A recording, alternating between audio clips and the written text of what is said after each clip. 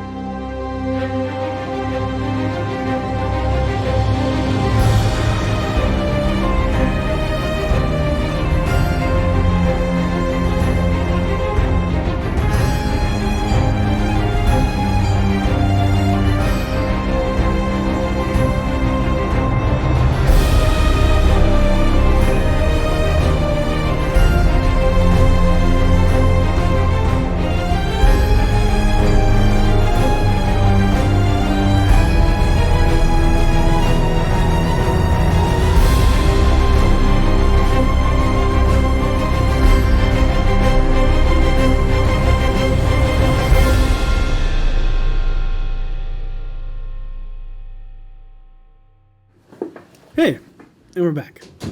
Last time, on a dashing and damned deserted drifter, we joined the party a few days out from leaving the port island of Mintarn.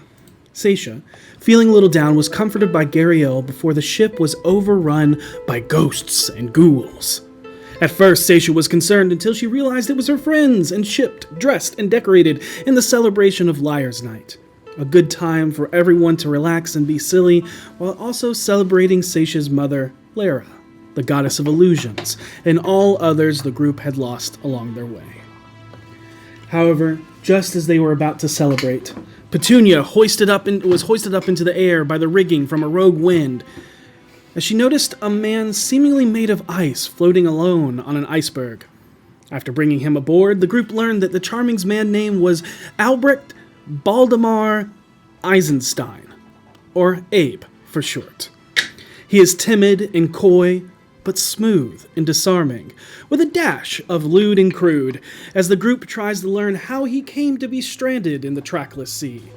However, he mainly deflects by saying some people just find him overbearing and annoying because of his puns. After cordial greetings, the party has a contest of carving gourds, where Abe wins and is hailed as captain for the evening. Soon after, Amthran Glebrum, the old half-elven sailor brought aboard from Mintarn, starts off a round of haunting tales and spooky stories, as everyone chimes in to try and unnerve and scare one another. However, in this telling of tales, Abe's true woeful backstory comes to light as he tells a tale of a handsome man cursed by spurned and scorned lovers. After testing his curse with a myriad of warm foods and trying to remove the painful frigid hex, they found they could not release it or overcome it. Petunia recognized that this could only be the powerful work of a coven of hags. In Abe's story, he mentioned a map, which Harold asked to see, and with the help of the group and V's stroke of genius, they solved the magically enchanted star map to see a new constellation forged from the ends of others, and it was rumored to lead to some type of safety or salvation. They changed their heading slightly, and for the next month at sea, Abe was greeted with warm friendship and harsh words of wisdom and expectations of being a better man tomorrow than he was today, and even more so than the man he was yesterday. Seisha takes the time to apologize for her headstrong stubbornness and pain that her vengeance has brought upon the party, and Vinley begins a more personable relationship with Petunia. The days were long and often boring out on the open sea, with downtime being filled with card games, revelry, and alchemical crafting. However, that all came to an end when the ship was attacked by a gargantuan megalodon corrupted by the touch of far realm aberrations. Most of the party fell into the water as the sea churned red with blood from being attacked by the beast that hunted them from out of Umberlee's cache on behest of the Elder Eye. In the end, Abe and Karina were swallowed before Petunia banished the creature, causing the two to be locked inside of it in the demiplane as they fought with all of their might, Karina severely wounding it and Abe cutting them both out the back end. And just as they returned from being trapped in Petunia's demiplane library, the ship is greeted by 3 water genasi asking why they have come to Ken's home. And that is where we pick up tonight's story. The 3... That's a great question. The 3 figures standing before you is a young man with deep blue skin. His eyes are pure white, juxtaposing his dark... Okay, there's 2. There's 1 underwater. There are 3. But his eyes are pure white, juxtaposing his dark navy medium-length wavy hair. He is thin, but rugged with a swimmer's body. You get the sense that he comes from money due to the noble clothes he wears. A leather doublet and polished brass accents with well-fitted pants tucked into his knee-high boots. The other that stands next to him is average build of a man greeting you in shark-tooth chainmail over light leathers and flowing linens. His seafoam green skin matches his emerald irises that swim in deep blue sclera eyes. His dark, long, kelp-colored hair covers all but the finned tips of his ears that match the fins protruding down his forearm. And Vinley, the one underwater who has kind of held up in front of you as you are in your aquatic form of alter self, is a non-binary figure that stands out against the other 2 up above, with their light blue skin stained white with vitiligo marks. Their short hair transitions from a faux hawk to literal water that flows around them in a different shade underneath. They wear no armor over a leather wrap top that crosses over their chest, and aquamarine harem-style pants, and they carry no weapons save for a dagger attached to a gladiator leather-wrapped footwear. But yeah, the two up top ask openly. As the younger male. Hola, I'm VoDs. What brings you to Kinsholm? Yeah, that's a wonderful question. Our friend here, his name is Mr. Eisenstein. We all call him Abe. Abe here is in sort of a bind. He's sort of. He just needs some people that understand his current situation. And according to the map we had, it led us directly to you, who I feel like are probably those people. He had a run-in with a hag. Yeah. Coven. He's Hag cursed, coven. Yeah. and it's not great, but it would be nice if we could figure out how to lift it. Okay. You see at the mention of the map, and then the concession of things that followed after that is the older gentleman with the green skin. Kind of cocks his head quizzically and almost knowingly about this map.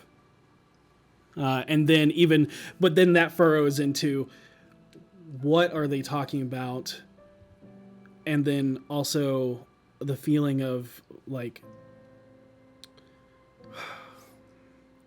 it's hard to put into words, but someone that understands hardship and needing help. The one underneath will point to you, and then will point up. And I'll start swimming up to the surface. And you'll see will kind of almost manipulate the water as slowly rises, and will water walk on top as you crest. Power move. Hello. My name is Vinley. They will look at you and kind of look up at the other two as they look down, and will look to the ship. Are you with them? Oh, yes. I saw something approaching, so I came out here to meet you. We just got attacked by a really large shark thing. And you can see, as you're going up, you can actually see there is another group of probably 4 other water genasi that are swimming down to investigate the slowly sinking corpse of the shark that has now come back in from being banished.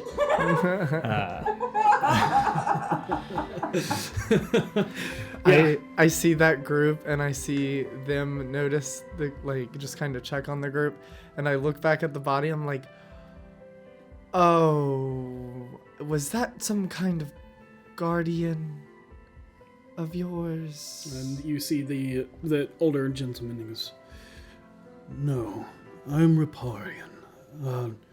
What creature was that? A shark. Like a really big one. That is A not really messed up one.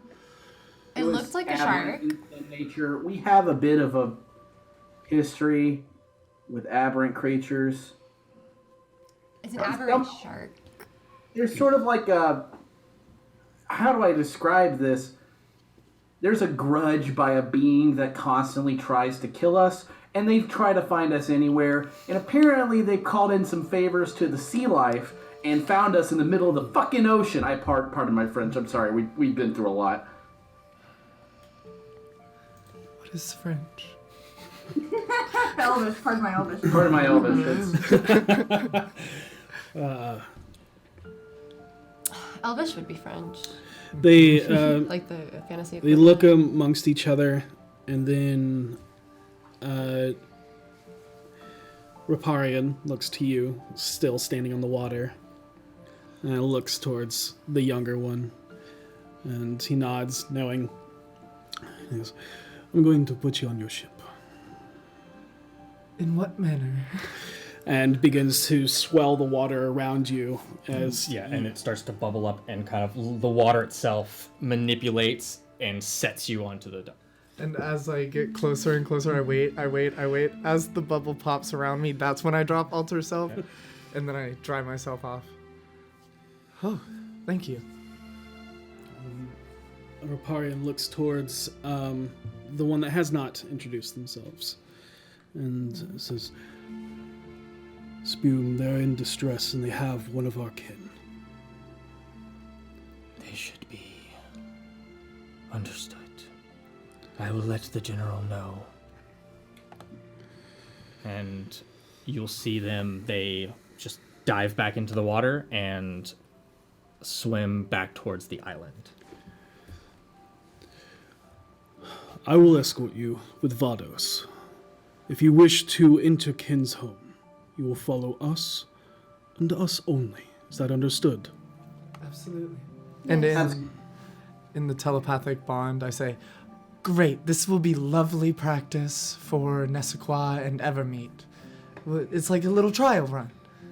Well, and the telepathic bond, I say, well, I've already fucked that up because I started cursing, so not feeling great, already at a 50%, 60%. And then I turn to these individuals and I say, could you one more time, I'm so sorry, I just didn't quite catch your names. I'm VoDs. It's a pleasure VoDs. to meet you. And then the other one says, and I am Riparian. Riparian? Nods his Okay. head. I am Harold Hobbleton. It's a pleasure to meet you. I'm very excited to see Kin's home. But we will stick with you, obviously. This is, I'm Petunia, and Kin's home, you said is what this place is called? That is what we call it in common tongue. Can I make any sort of, I know, but can Petunia make a roll to know anything? I will let you know there's no need for a roll. You would not. Nothing? Got it, I figured. makes sense. Makes sense. Then Riparian continues and says, and the one that was also here is Spume. Spume. Cool name. I mean, sorry. Gariel will look over. I mean, this is where we have been going. Abe? Yeah, this is exciting. Right? Well, this is what you've been looking for, so I guess we're following these Genasi, and hopefully, we're gonna keep on the... I'm gonna keep fingers at the ready, if just in case. Yeah, in case somebody needs a good fingering. All right. Riparian speaks up and goes, I will let you know. You will be questioned upon your arrival. If you do not wish to be questioned, you can stay aboard your ship in the port of the bay. This won't be my first time being questioned. I think I'm good. Question. Does your questioning involve any magical interference or physical harm? VoDs will speak up a minute. There will be no harm come to you. Good. Unless you bring harm to us. I didn't even know this island was here. Likewise. And if there's no further interactions, they will go into the water but stay just almost like how torpedo it. dolphins kind of play at the top of the water, keeping it at a low pace so that the ship can continue on. The compass, the helmsman will, turn the ship and follow. And as you are led in, you are taken back as this bay is beautiful beyond compare.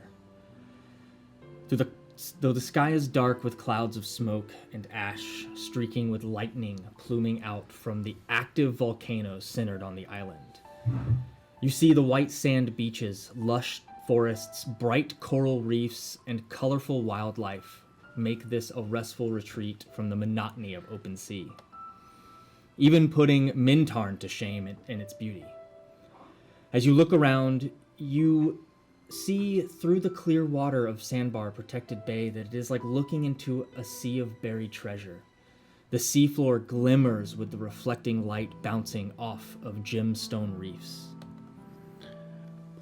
As you get further into the bay, laughter and competitive banter catch your ears as you see a few of the younger crowd surf on the backs of large sea turtles. However, there is one man that is shredding the big waves on the back of a large manta ray. The thick, strong man is built more for function than form. His permanent smile, framed by the waft of vibrant blue hair and chin-strap beard, is disarming and warms everyone around him with the love of life as he carves through the waves. And only wearing a sarong-wrapped skirt, you can see his deep turquoise skin is covered in Kiritui Maori-style tattoos, as everyone around him starts chanting his name, Kahuna! Kahuna! Kahuna! As he just rides the waves on this manta ray with a big smile on his face. But they all look and kind of notice the ship coming in. But as you get closer in, the ship will have to dock in the bay and have smaller ships that ferry you in. There is no active dock here. Oh. The docks that you see aren't ship docks. Instead, you look out over the crystal clear waters and see dozens of thatch-roofed bamboo overwater bungalows. Yeah, and you can see like the smaller ships kind of pulling like to that. skiffs and other like fishing vessels and things like that. But there's nothing for large ships, and also you see that the water gets extremely shallow. Yep. Gariel will drop anchor. We'll have the Chain Mermaid drop anchor in the bay. Seisha will opt to stay behind with Gariel, and make sure that if any, things are ready for a clean getaway if needed. But you are all lowered down on a dinghy and row to shore. Something else that you notice as you were coming in, especially anybody that would go up into the high rigging or warg, you see that the center mountain is massive, and it has an ice cap. There's a small caldera up top, but nothing massive, like as a sign from a large explosion. But there is a small one. It plumes dark smoke that kind of covers that area, that storms with lightning, heat lightning from this volcano. You see that there's a ridge of mountains that kind of spreads out in a multitude of sections. And you see that the sections of this island, the one that you're in, is this archipelago of small sandbars and islands filled with palm trees and things like that kind of go into a bay filled with the bungalows. But you're hitting Do the that. mountains go all the way to the water? They turn into hills, but basically, yes. Yep. But they're massive hills. And you think you saw further to the... What direction you guys are headed? You headed west. Further to the west is icy mountains. Looked like tundra and things like that. And I then pat Abe on the back and I point the icy mountains out like, hey! and then you look further to the east. What you ship sailed around is like lush forest and jungle, and then from the ridge beyond that, there seems to be a little bit more smoke. This is a very diverse island. Is there, are there any lobsters in the water on the way up? Oh, 100%. I turn to Petunia and I point, I go, it's a vase unit, girl. That's your Idle Champions code there for remember that. At home. Right, Oh my that's it. god. Wow. Vase I just unit, saw it and I girl. All right, I'm out. Idle champion. How long were you waiting to say that? Literally, I just saw the code and was like, oh my god, wait. I got to throw everything. Beautifully done, Ethan. Here to break up with him now. Throw myself overboard. We hear a splash. We think it's Petunia, but it's Harold who just got pushed out of the boat by Petunia. Oh my gosh. But as you land, you see that a lot of the people are interested in you. However, you're not looked upon with disdain or even like alien curiosity. Just more so regular curiosity. It's like, what? Yeah, Like, oh, this is interesting. yeah, but not like who is these people? Yeah. Like, More along the lines of, Tourists. there is a ship Yeah. that has arrived. What? I wonder what the ship's here Yeah, I for. wonder what this is about. We just got a boat. We just got a boat. He's got a boat. But See, as there it goes. the dinghy kind of pushes up on to the sandy beach, the two water genasi will help pull the boat kind of onto shore. So those who don't wish to get, their footwear wet, will kind of pull it up a bit, and will help people off who need assistance to come off. We'll offer a hand to. You definitely will. Oh, I'm jumping out immediately as soon as I won't fall and running up onto the beach and just dropping back in the sand. Okay. Has it been an hour since the fight with the megalodon started? No, it's been maybe 20 minutes. Tight, and I fall overboard with Karina and go back into my fish form and swim with Karina up to the water and then get out of dinghy. Oh yeah, I'm Well, just I'm not in making dinghy. sand angels right now. I'm definitely on boat, waiting Yeah. to get yeah, to land it because I know pulls in flames. and Assisted out. yeah, the younger Assistance.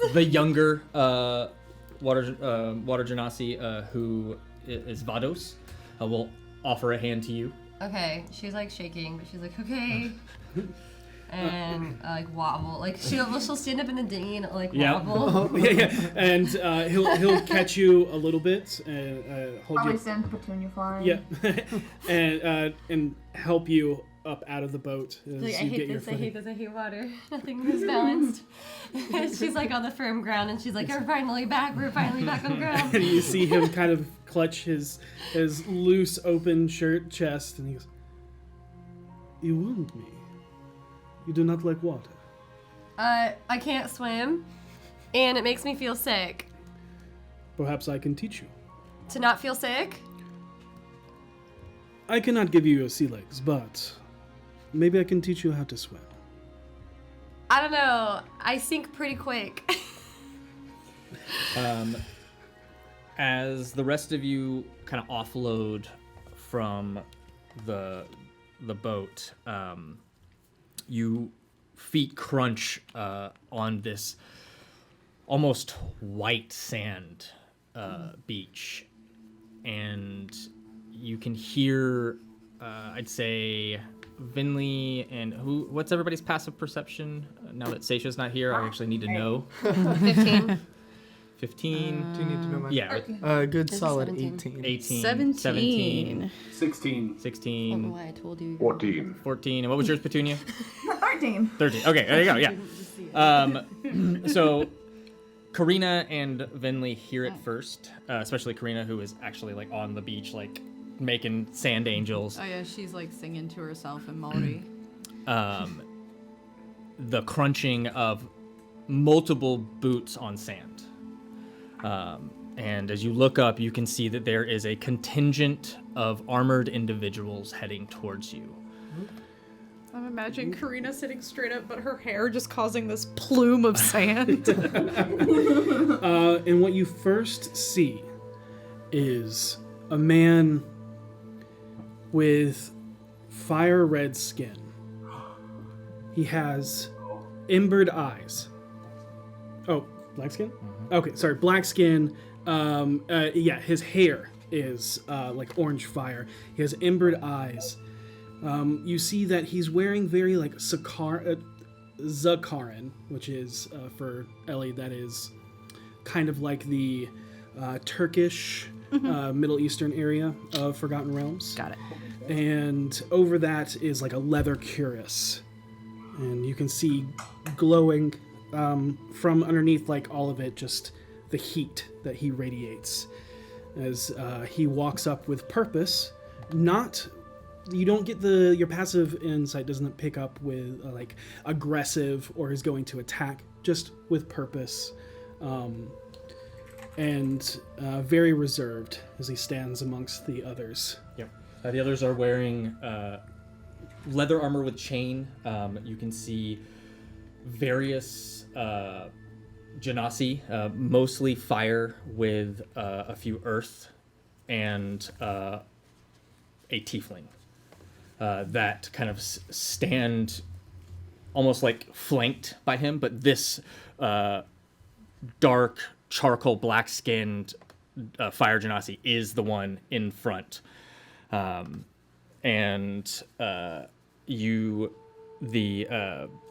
one who you know as Spume is walking next to them, and you hear them. General Ezekiel, these are the ones that I told you about, the newcomers. Earl? You see him kind of just put a hand to his chin, looks over at Spume. They will have to speak with her. Summon the judge. Of course. Oh, we're happy to speak with whoever you want. General Ezekiel, is that right? Pleasure to meet you. Love the contingent of guys in armor. Can't say it's my first time seeing something like this greet us. This place is lovely, and we're very happy to be here. If there's anything you need from us, we'd be happy to let you know. As long as you seek no harm to Kinsholm, we welcome you openly. No harm intended at all. We're just trying to help our friend Abe. And as you see that, he's kind of looking past you towards your ice-covered friend, and he goes, I would like to speak with him. Step forward. Sorry. I would like to say that Abe is not really noticing all of this. He's just on his knees and he's holding the sand and just letting it roll through his fingers. And you just hear him muttering over and over, please be real, please be real, please be real this time. Noticing that you did not hear him, he'll walk over and kind of I'm gonna nudge him a little bit. squat down and kneel next to you, listening to you say it. I assure you, friend, it is real. Hello. I'm Ezekiel, and he holds out an arm. Careful, I'm very cold. I am Abe. And I am very warm. And he'll grasp you forearm to forearm, and he'll actually help stand you up. And then put his other hand on your shoulder and say, Careful, Pointy. It's glad to have you here. Welcome home. Home. Thank you for the kind welcome. I heard that somebody like me might feel at home here. I don't see people with the ice everywhere, but I saw lots of water genasi. You'll see many genasi here, as well as tieflings and Asimar. Any of those that are tied to planes outside this world. What do you mean outside this world? This is the prime material plane. There are the elemental planes and those of the lower and higher planes. Okay. Looks at you kind of quizzically. Roll an insight check. Doesn't do great. Doesn't do great. Truly is Ezekiel. Love that for him. +4. Doesn't do great. Yep. We're all in the same place. Oh, right? yeah, yeah, Or yeah. is On the V beach. still? Okay, I Yep. just wanted to make sure we're all part of the same conversation. Yeah, V says to Karina, yeah, my people actually used to like travel between planes and like help protect them and stuff. That's really cool. Yeah, so it's like they got like these cool maps because they're like of the universe, but it's like different parallel planes of existence, and I don't know. She just explains it really poorly. That's when Vado speaks up and goes, "Is that where you got your map?" No, we got our map from that guy. Abe. What? Nothing. I'm not supposed to tell them that? I don't know what we're supposed to say at this point. We might have gotten our map somewhere else. Good save. Good save. Roll to persuade. That's an 11. That would be deception. Deception, then it would be a 7. Ezekiel speaks up and goes, "You will speak before the judge and be asked of your reasoning here, but if you mean no harm to our kin, then you should not fear us." Oh no, we're just trying to help Abe. I'm not afraid of you. I ain't afraid of you. His eyes fall upon Karina. Oh. You can trust us. You know, funny enough, I believe you on that one. You're the first person I've believed on that. Wow. I won't hurt you. What the heck? No, other people. Oh, okay. I wouldn't travel with you if I didn't trust you. We were just like, I mean, I don't know. Petunia, what are you doing currently? She's taking everything in. She's like, how do I not know about this place? How does this place seem somehow so familiar yet so not? She's looking at all the different people probably. With that, if you say that out loud, Riparian will say, "Well, if you have these questions, perhaps after you're done being spoken to by the judge, you can ask the revered mother." The who? That sounds delightful. That sounds rather scary. We have a bad track record with mothers in this group. Yeah, actually, that is. This group has a lot of motherly issues. And it's about this time that you can see spume coming back down onto the beach, but this time with a female that has almost like pale, not white skin, but like almost like a porcelain pale skin, like very like almost sun deprived in a sense, albino-esque. Reflective. Yes, with gold and silver markings on it, that they're dressed very refined, like almost like nobilisque. Very aristocratic. Aristocratic, thank you. Not nobilistic. That's not a word. Aristocratic. I don't think nobilist is a word. Yeah, it's a word. I said it. It's a word now. But very aristocratic, but carries themselves like shoulders back, very dignified, almost kind of aristocratic, but also someone that carries themselves with authority. Yep. Hair is pulled up into two braided buns that kind of form up almost into the like French noble like points, not necessarily horns, but that type style. And you can see like gold almost bangles, but it's like a wrap that's tying the braided hair Very together. Orlesian. I like it. Yeah, and then character. hanging from her hair in those areas, some little dangles, like almost like earrings. Yep. And it kind of just comes up almost gliding in movement. But will kind of just make their way up. General, is this the stingent that young Spoom here told me about? Well, Yes. that was fast. Small island. It's a pretty big island, but most people stay to the more enjoyable seaside this time of day. Do you have luau's? We do. Okay. I like this place. My name is Council Member Denell.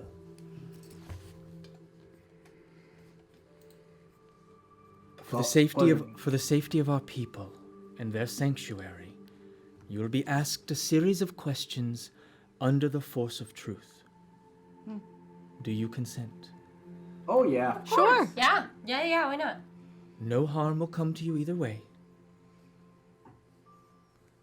Vinley waits for Abe to answer.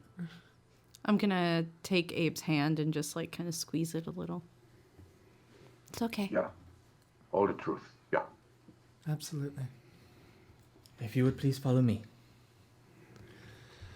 And you're taken to a sequestered area that is kind of like a sandstone and but it's also embedded with like seashells and things like that.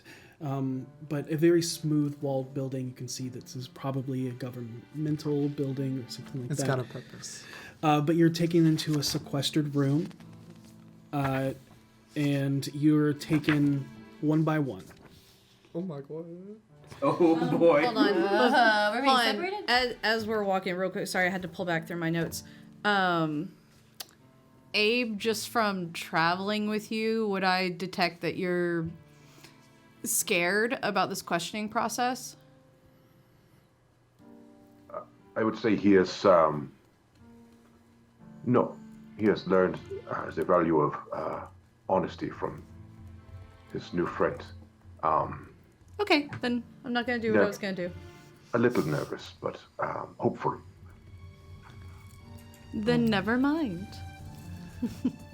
While we're waiting in that room, if someone, like, whenever someone other than Abe or Vinley goes in, Vinley will just approach Abe quietly when he's, like, wandered off to a corner of the room and quietly says, Abe, I'm just gonna put this out there, that if you don't like this place, we can always move on to another place and see if you like that place better. This isn't our only option. It's just our first. Thank you, Lady Vinley. I hope that they are as kind and as warm as you and the rest of your friends have been. I I hope just they're want nicer. this to go away, and he kind of gestures the big eyes and the stuff. Then I got to tell you, I don't think about much else. Absolutely. Well, just always know, even if it's on the backswing, because we do have to take the boat back the other way, if you, in like a couple months or so, you're fixed and you're like, ooh, I hate it here, we should be swinging by again. Yeah, you've been very kind to me. Thank you, and I'm thankful that you didn't turn me into a snowman yet. Yet, being the operative word. And she turns and walks away. Danelle will look to you. If you answer truthfully, you have nothing to fear. I'm incapable of lying, really. And one by one, Abe being last, you are brought in.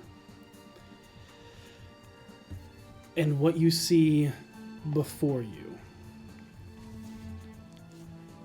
is this woman. Her form changes. Her cloak billows out into darkness.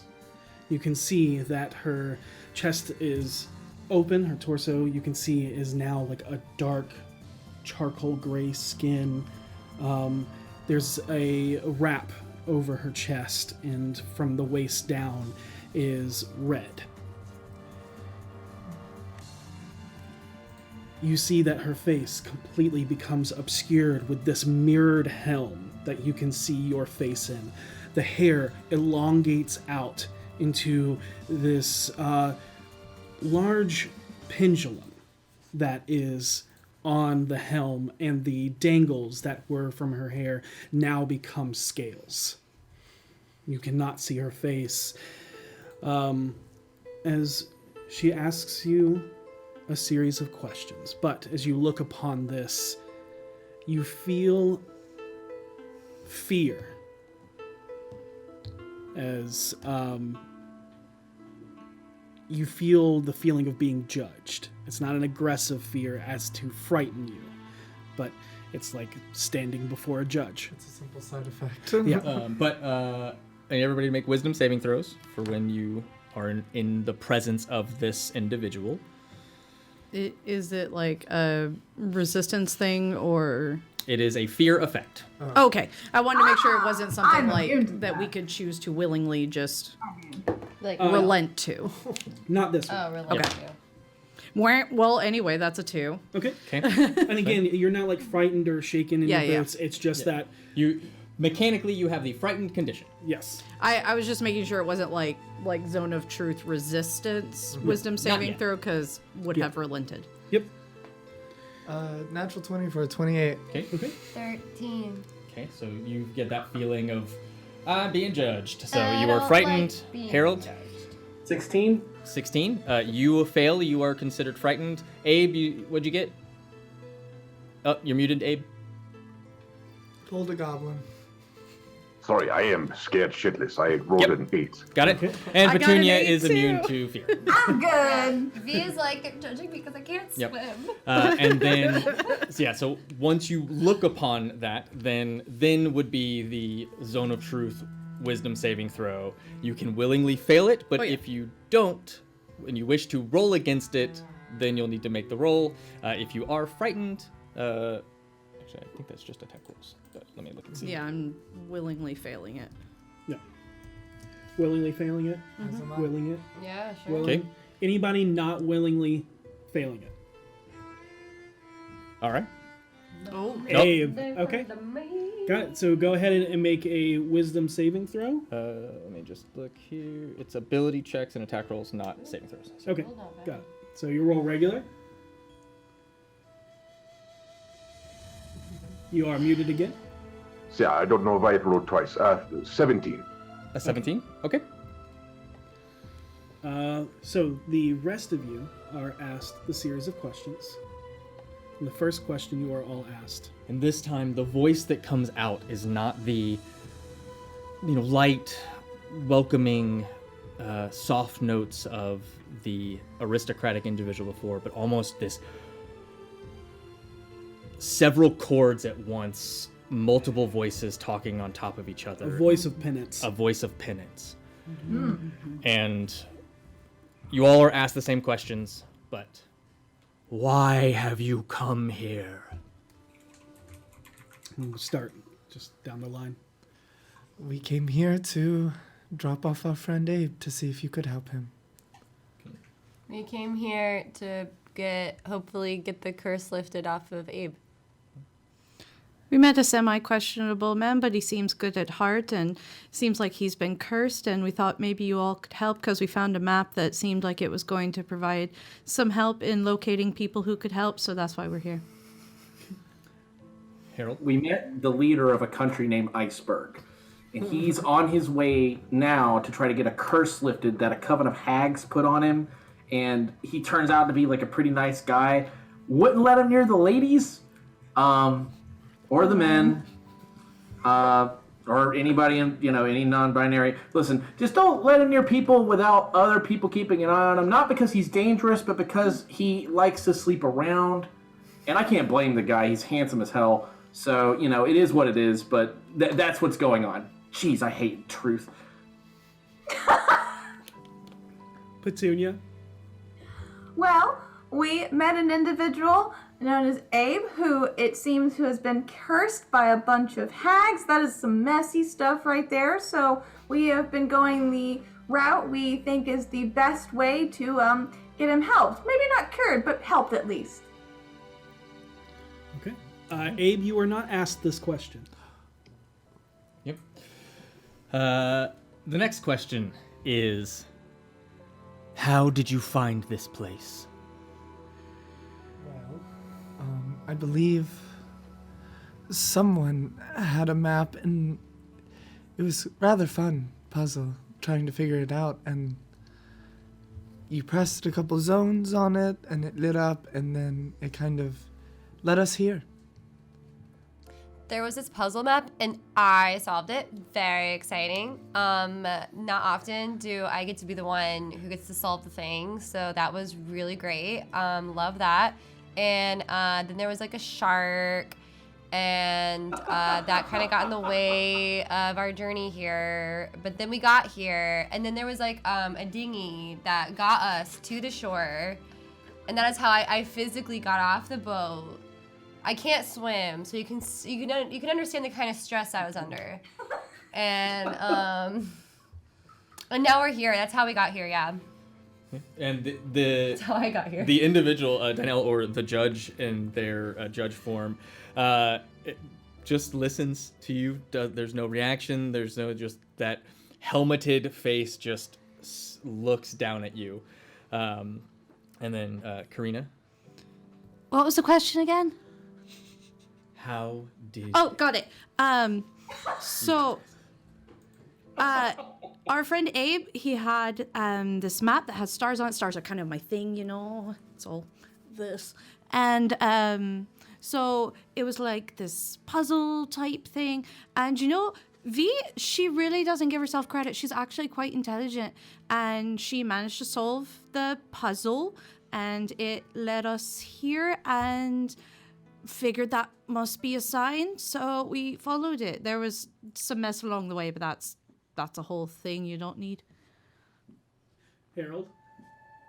So there I was. We were all like doing like a liar's night thing where we were all dressing up, and he tells this. We're all telling horror stories, and then Abe tells this story that's clearly just him. I picked that up like 2 seconds into his story, and then he busts out this map, right? Well, let's be honest with ourselves. I'm hands down the dumbest guy on the team. Shit, I hate Zone of Truth. And V, on the other hand, just absolutely stomps this map into the ground and figures out exactly how to get where we're going. We get there immediately because she uses the map to get us here. Next thing you know, I'm saying hi to people. General Ezekiel, scary looking guy, like him a lot. And then, you know, now I'm here with you and you're terrifying me. So that's basically how we got here. And Petunia. We came here through a map acquired by Abe himself. And the final question to the group is, other than Abe, do you wish harm upon those that find sanctuary here? Girl. Well, I don't know any of you.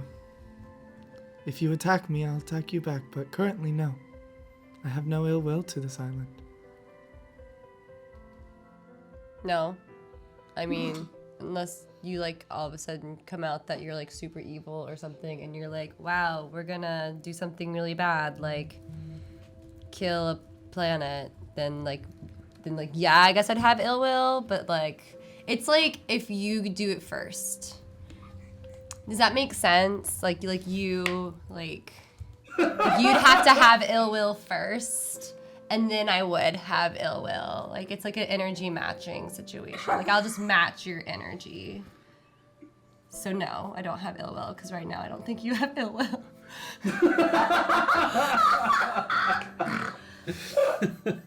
Karina? What kind of people live here?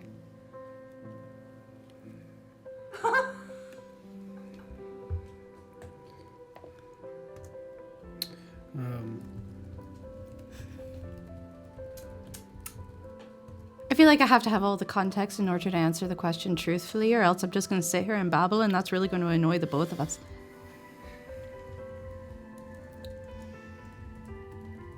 Those that find sanctuary here are those that are lost and shunned from society. Oh, then no.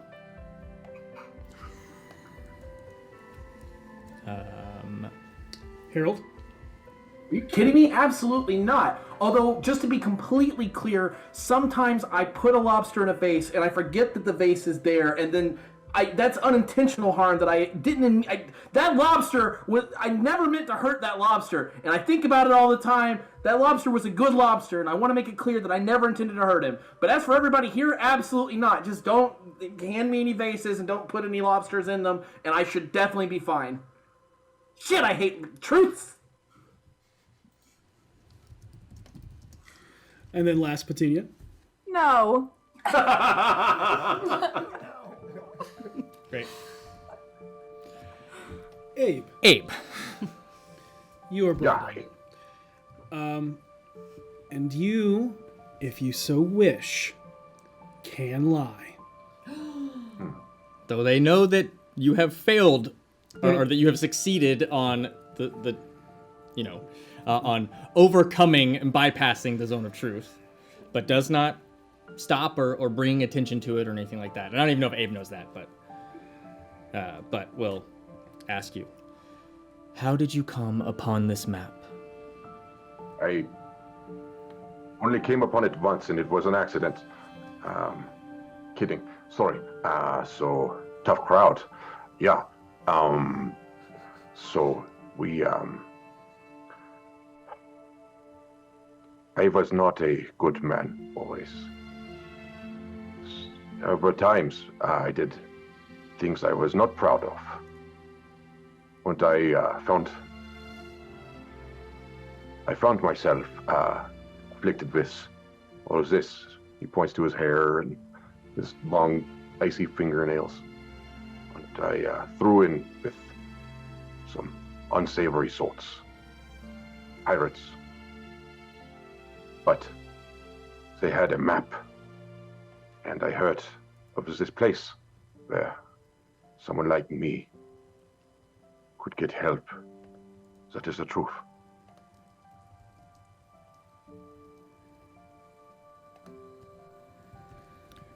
What is it you seek?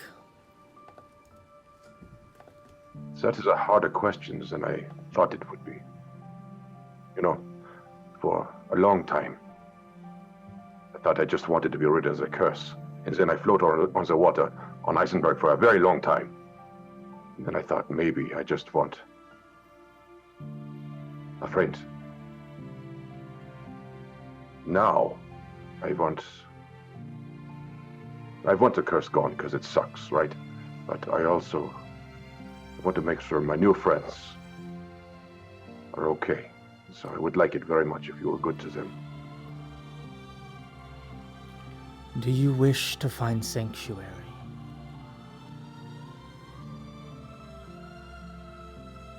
No.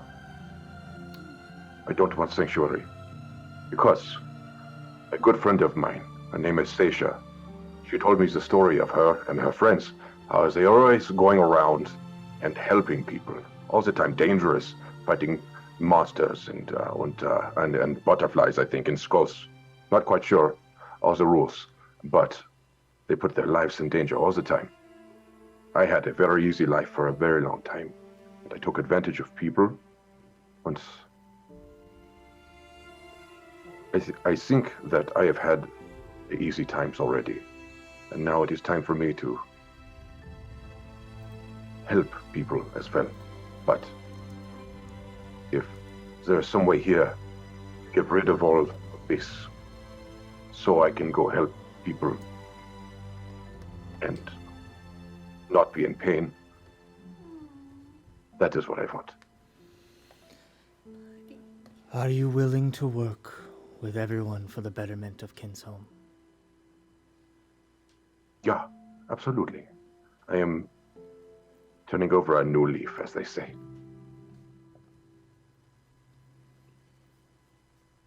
And once you are all brought back together, The judge will exit and is back to in Dynel's form. Welcome to Kinsholm. And we'll look to you, Abe. The revered mother will want to meet you.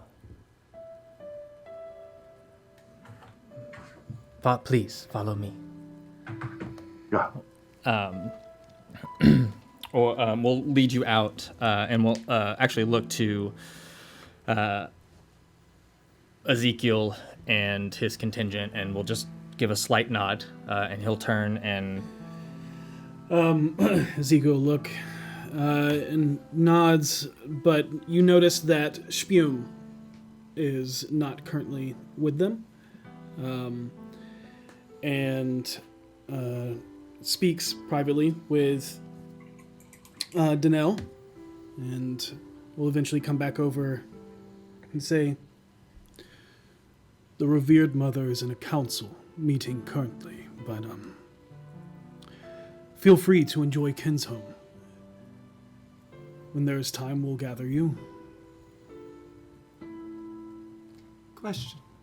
Is there a currency on this island? Do we need to get an exchange? He goes, yeah. He pulls out like a leather satchel that looks like a coin purse, and he pulls out basically pebbles of diamonds. Oh, Do you have like a lot of a those? bigger one of those? Like, how many of those do you This is have? what we use as currency here. We mine it. Do you accept That's foreign currency super cool. or work in exchange for currency? We do have an exchange. We do. Yeah. If you need exchange for diamonds, that can be done. There are some larger ones, but it's mostly smaller, unrefined. Of course. Okay, well, thank you. Yeah, we're very excited to be here. I'm very embarrassed about my performance under the Zone of Truth, so happy to go wherever you guys want us. As for now, Kinsholm is yours to explore. Is there a market? Anything you would recommend? I would recommend everything. A tiki bar, perhaps? A tiki bar. Tiki, like it's There is the frozen wave. There's a wave that's frozen? I think we should probably stay away from cold things. They serve frozen Roth cream. Oh, that sounds so good though. Oh, I know- want to go. I want to go. Guys. Do you have like a warm drink bar? There is the Gentle Breeze Inn. Okay. I will. Perhaps the captain can show them around a bit, General, as I'm sure you have duties to attend to, as do I. I must go to this council meeting. of course. Yes, I'm needed there as well. So, I will speak with the revered mother, and when there is time, she'll meet with you. As he looks towards Abe. Yep. And I believe the Silver Star will want to speak with this one, and will look towards Karina. Who's the Silver Star? He is the High Priest of Selune. Oh, Sorry. that sounds cool. That sounds important. Oh, do you have a large elven population on the island? For Selene? You said Silver Star? No. Or There might be One or- or two other beyond you. Of course. You will not find many of your kind here. Well, why don't we take a quick look around and just see the place for ourselves and just hit some of the highlights? And they motion you to enter into the town itself. Oh, I do it. If everybody else is coming with me, I won't go without them. do I stay behind now, or will you find me later? You kind of stand out here. We'll find you. Okay, I'm going to. You seem to not know what tiki is, so I'm just going to go make my own tiki cup and chat with the bartender. I'm just going to skate along behind them. Yeah. Yeah. Across the very tropical area. I'm going to And- take Abe to find some fallen lumber and take my knife and start whittling a little tiki mug that looks like Abe. Awesome. Oh. I would say you can even find a blue wood. Sweet. Yeah. So yeah, I'm going to make an Abe tiki mug. Yeah, Awesome. absolutely. As you're walking around, you see just a myriad of genasi. There are a few that look human-esque, but being in front of the judge, being told there are Asimar here and knowing Seisha, you're pretty sure that those that look human probably are not as they seem. There's also a lot of tieflings here, various different colorings and designs. of every single type, of every layer of hell, and probably quite a few tied to the abyss as well. As your group is just walking the streets, there are streets, and it is finely not paved, but almost as if the earth itself was smoothed over.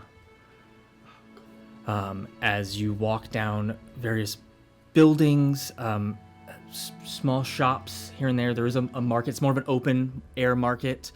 And there is a large building where you see dozens of children playing in front of.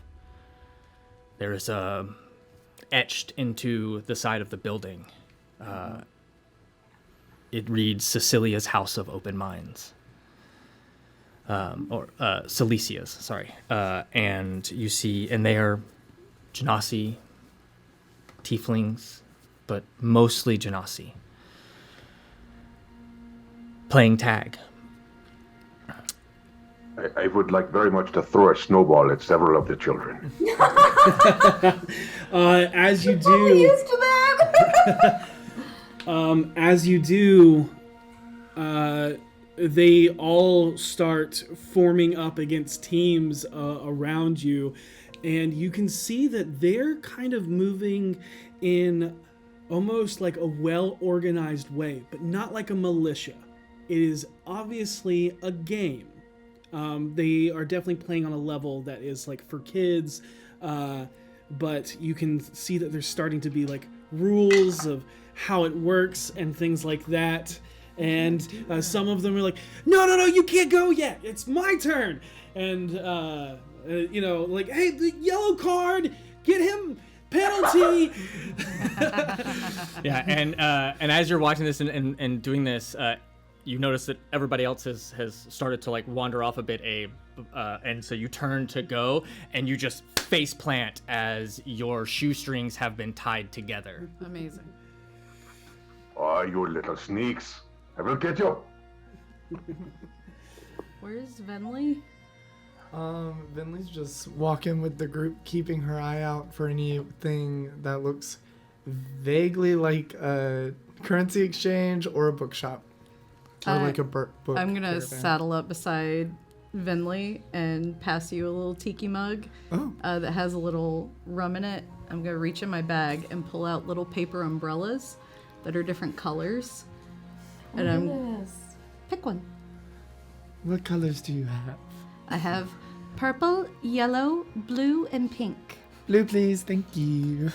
So when you put the umbrella in your drink, it turns into a very sweet banana coconut flavored drink. My favorite color and my favorite fruits.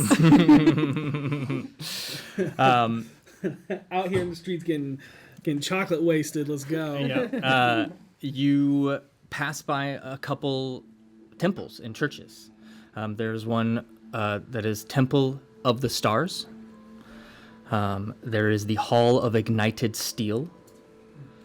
And there is one called Primordial's Respite. Other things that you pass, something catches your ears, Harold. Oh. As you hear, fresh fish, lobster! I shouldn't. Harold. I'm gonna. Why? I need it. Why? I love it. Why? You, sir, look like you are a fan of the shell. So, You know me too well. yes, of course. Come on. Look upon my wares. What I will. does your definitely. palate entice to you this afternoon? Well, I would love to. I gotta get some gold exchanged for diamonds. Would you give me a small sample for a tune? Depends on how good the tune is. Anybody can pluck a couple of strings. Well, I don't have any strings to pluck on me currently, but I will bust out the accordion and I'll make a performance check. All right, make Go a ahead. performance check. Oh, Hey, you're within 30 feet of me, right? Yeah, I am. I got a natural 1. Oh! But, yeah, you want to luck me up? Yeah, you can bountiful luck and re-roll that. Thank you. You're the best. A D20 ability check. Use your action to let me re-roll. Okay, Yep. Here we go. Alrighty. That's better. 26. Thank you, love. You're welcome. Christ, I was so excited about the lobster. And playing it, he's very taken back. And let me see.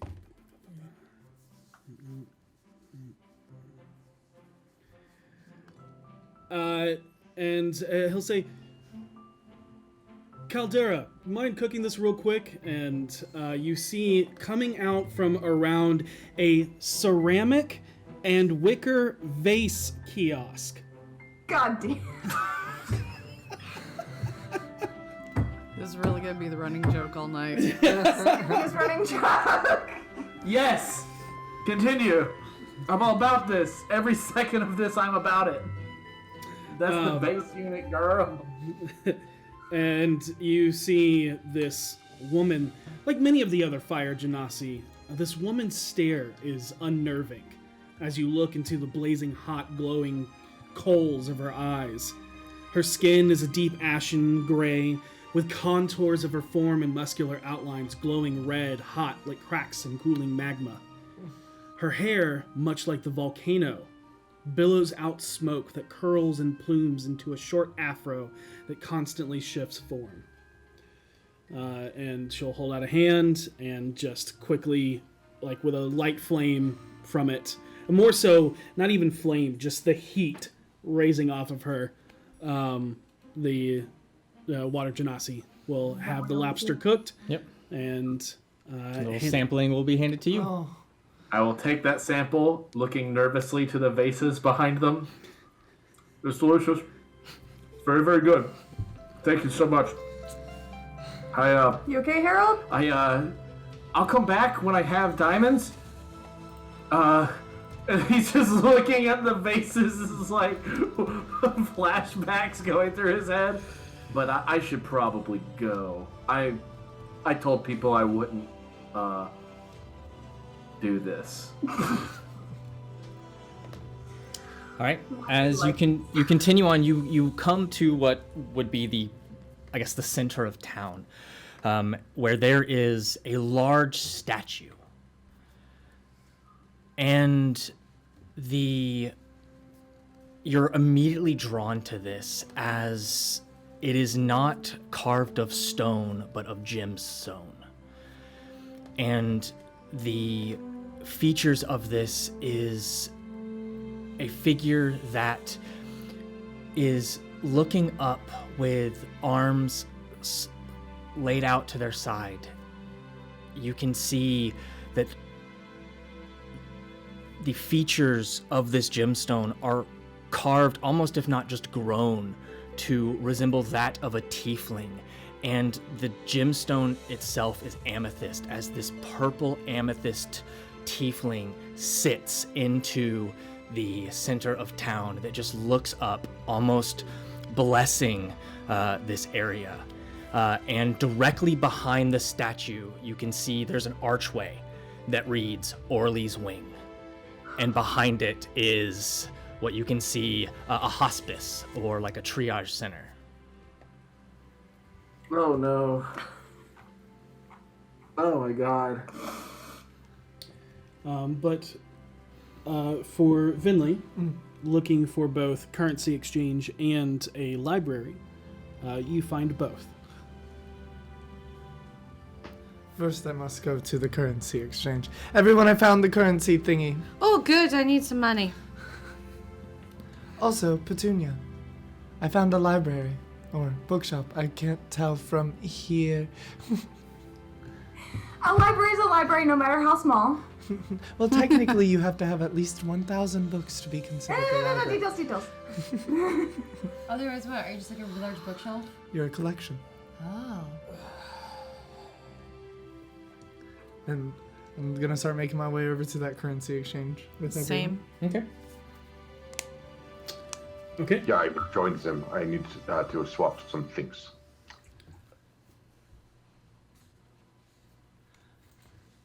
Excuse me, what's your daily rate? Okay. Cool. As you walk in, you see it is Oh, for that, yes. For that, yes. what they were doing. Right Yes, now. yes, 100%. Okay, got it. You walk in and you see this man. It's not royalty from the lands of Zakara, although he definitely looks the part. Covered in silks and ornate linens in gold, the man before you embodies every word of what you would imagine an Arabic sultan would be. Oh. Below his regal turban is a mask of simple design of pure gold that matches the gauntlets he wears on either hand. However, where his Mojari curled-toed shoes touch, you see he leaves behind a small trace of sand behind him. Marhaba. Allah. How can I help you? Well, I need to exchange some currency, but I don't really know what your economic value is here. How much is a sandwich in your currency? Most of the time, food is either bartered, but you are out of towners, so, what do you have on you? Well, I have a lot of currency from other place, and I want to make sure I'm not exchanging too much, or I have a lot left over when I leave, or too little, and then I don't have enough for, like, a meal. So, like, however much would buy me 20 sandwiches? You see no facial expression because it is a gold mask, Yeah, she's like, eh? but the silence and the timing just kind of like he's almost doing his own calculations of a very foreign currency exchange of okay. I have gold, but I don't know what your diamond to gold ratio is. As I understand, in other countries it varies. So I usually count it in sandwiches, because that seems to be something that most people find affordable and that you need every day. Harold takes notes of this because he thinks this is the most genius thing he's ever heard. Yeah, mechanically it is a 1-to-1 ratio Okay. of gold to diamond worth. Yeah. Mechanically. But relayed, roughly, a pinch of diamond dust. we'll get you 20 sandwiches, which is, probably a gold, because it's sandwiches and they're probably 2 copper apiece. Yeah. So I'm Maybe a silver if you're going for the high-end stuff. I'm going to get Like brioche. 10 gold worth. Okay. You get 10 gold worth of diamonds. Okay. welcome. And they're uncut, raw gems. Oh yeah, that uncut shit. Uncut dime. Oh man, you don't want to mainline this. It's not going to be good. Ooh, cuts the whole way down. I walk up and put my whole coin purse on and say, just do it all. It's 256 gold pieces. 256. You You get get 2. 256 gold worth Yeah. of diamonds. Karina doesn't know what you use diamonds for. See. Karina, you also see that there's like behind this man, there's different types of. You see gemstones as well. And you standing there, he looks to you quizzically. I trade in 200 gold pieces for the currency. The uncut gem. Uncut gem. Uncut gem. Does anybody else? He gets him goes, wow, uncut gem. I'll throw I'll stop. I'll throw 200. Okay. Yeah. Same. What are the gemstones that are behind him? They just look like an assortment of gemstones, but Any opals? there would be opal. Karina freaks out at the opal. You don't like opals? Opal's bad. Bad opal. What happened to the opal? Oh, they're just not good on my world. What do they do in your world? Do they hurt you? Well, long story short, they summon the dead souls of agents of a powerful lich. Don't tell Venli that. I already heard it. No! I already heard it. And if you hold them, you get like 1/9 of his power. I definitely heard that part. I don't think that's how it is here. You see the man with the gauntlet pick up one. I can assure you, this is just a stone. Okay. Let me try. Don't let me. Haha. You both you both can be touching it. Strength check. I pull it out of your hand. How'd you break my wand? We're trying to be like, just kidding. You hear the thoughts of everyone in a 10-mile radius. I don't feel any stronger. Well, But you do look prettier because those are fine gems. Do you mind unless you want to pay for that Oh, exchange? no. Here you go. And then there's a cool wind that blows in as a beaten and battered Abe, but not like broken, just got in a tussle with some kids in a game, walks in. Oh man, you That was fast. you look like you lost some kind of water balloon fight. Yeah, the kids here don't fuck around.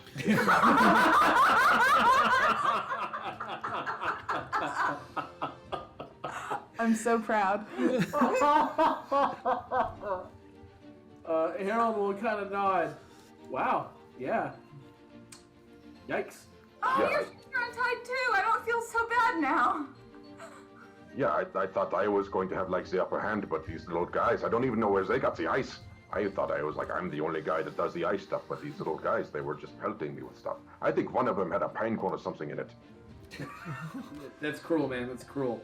You want to grab a drink about it? Yeah, maybe in a minute. I need, this is the exchange place, yeah? Yeah. Grab it. Yeah, by all means. Yeah, I would, please turn around. Okay. Yeah. We'll slowly turn around and try not to peek around my shoulder. All right, I put this on the counter. Oh, prestidigitation. Yeah, I've been holding on to this for a long time. I would like this many gold in your local currency, please. How much gold is it? How much can fit in Genasi colon? Whatever. Oh no! I would say it's I a had to eat my buttload. coin purse. Yeah. Buttload.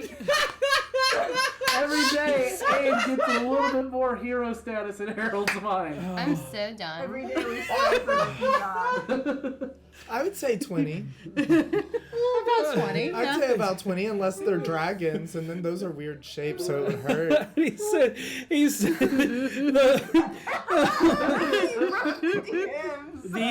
the golden figured man looks at you, and you can see through the small eyelet holes just wide-eyed concern. Marhaba.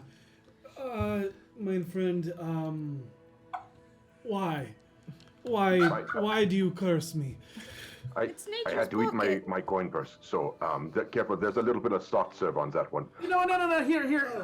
I'll just Abe. I got you, buddy. I'll put another 100 down for Abe and give him those diamonds.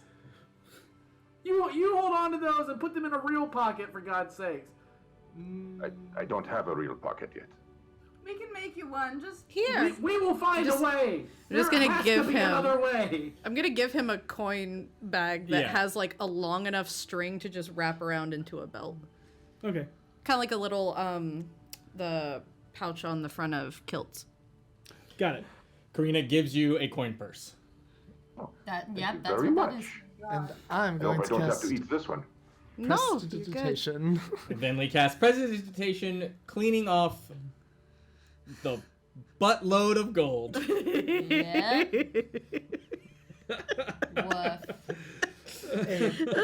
Woof.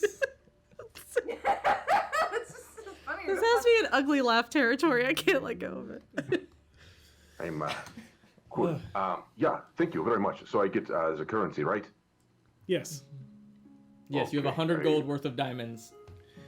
Oh, I'll get you back, Harold. Thank you very much. No, And thank it's you fine, very man. much, Karina.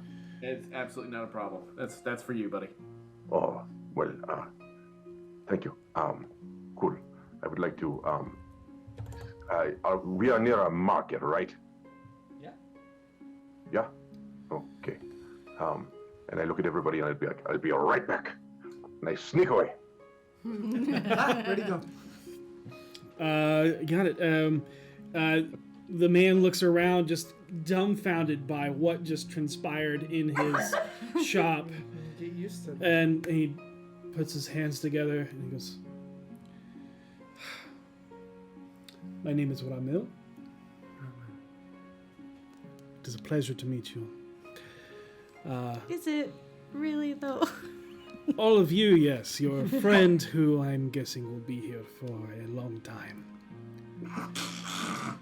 may have some manners to teach him."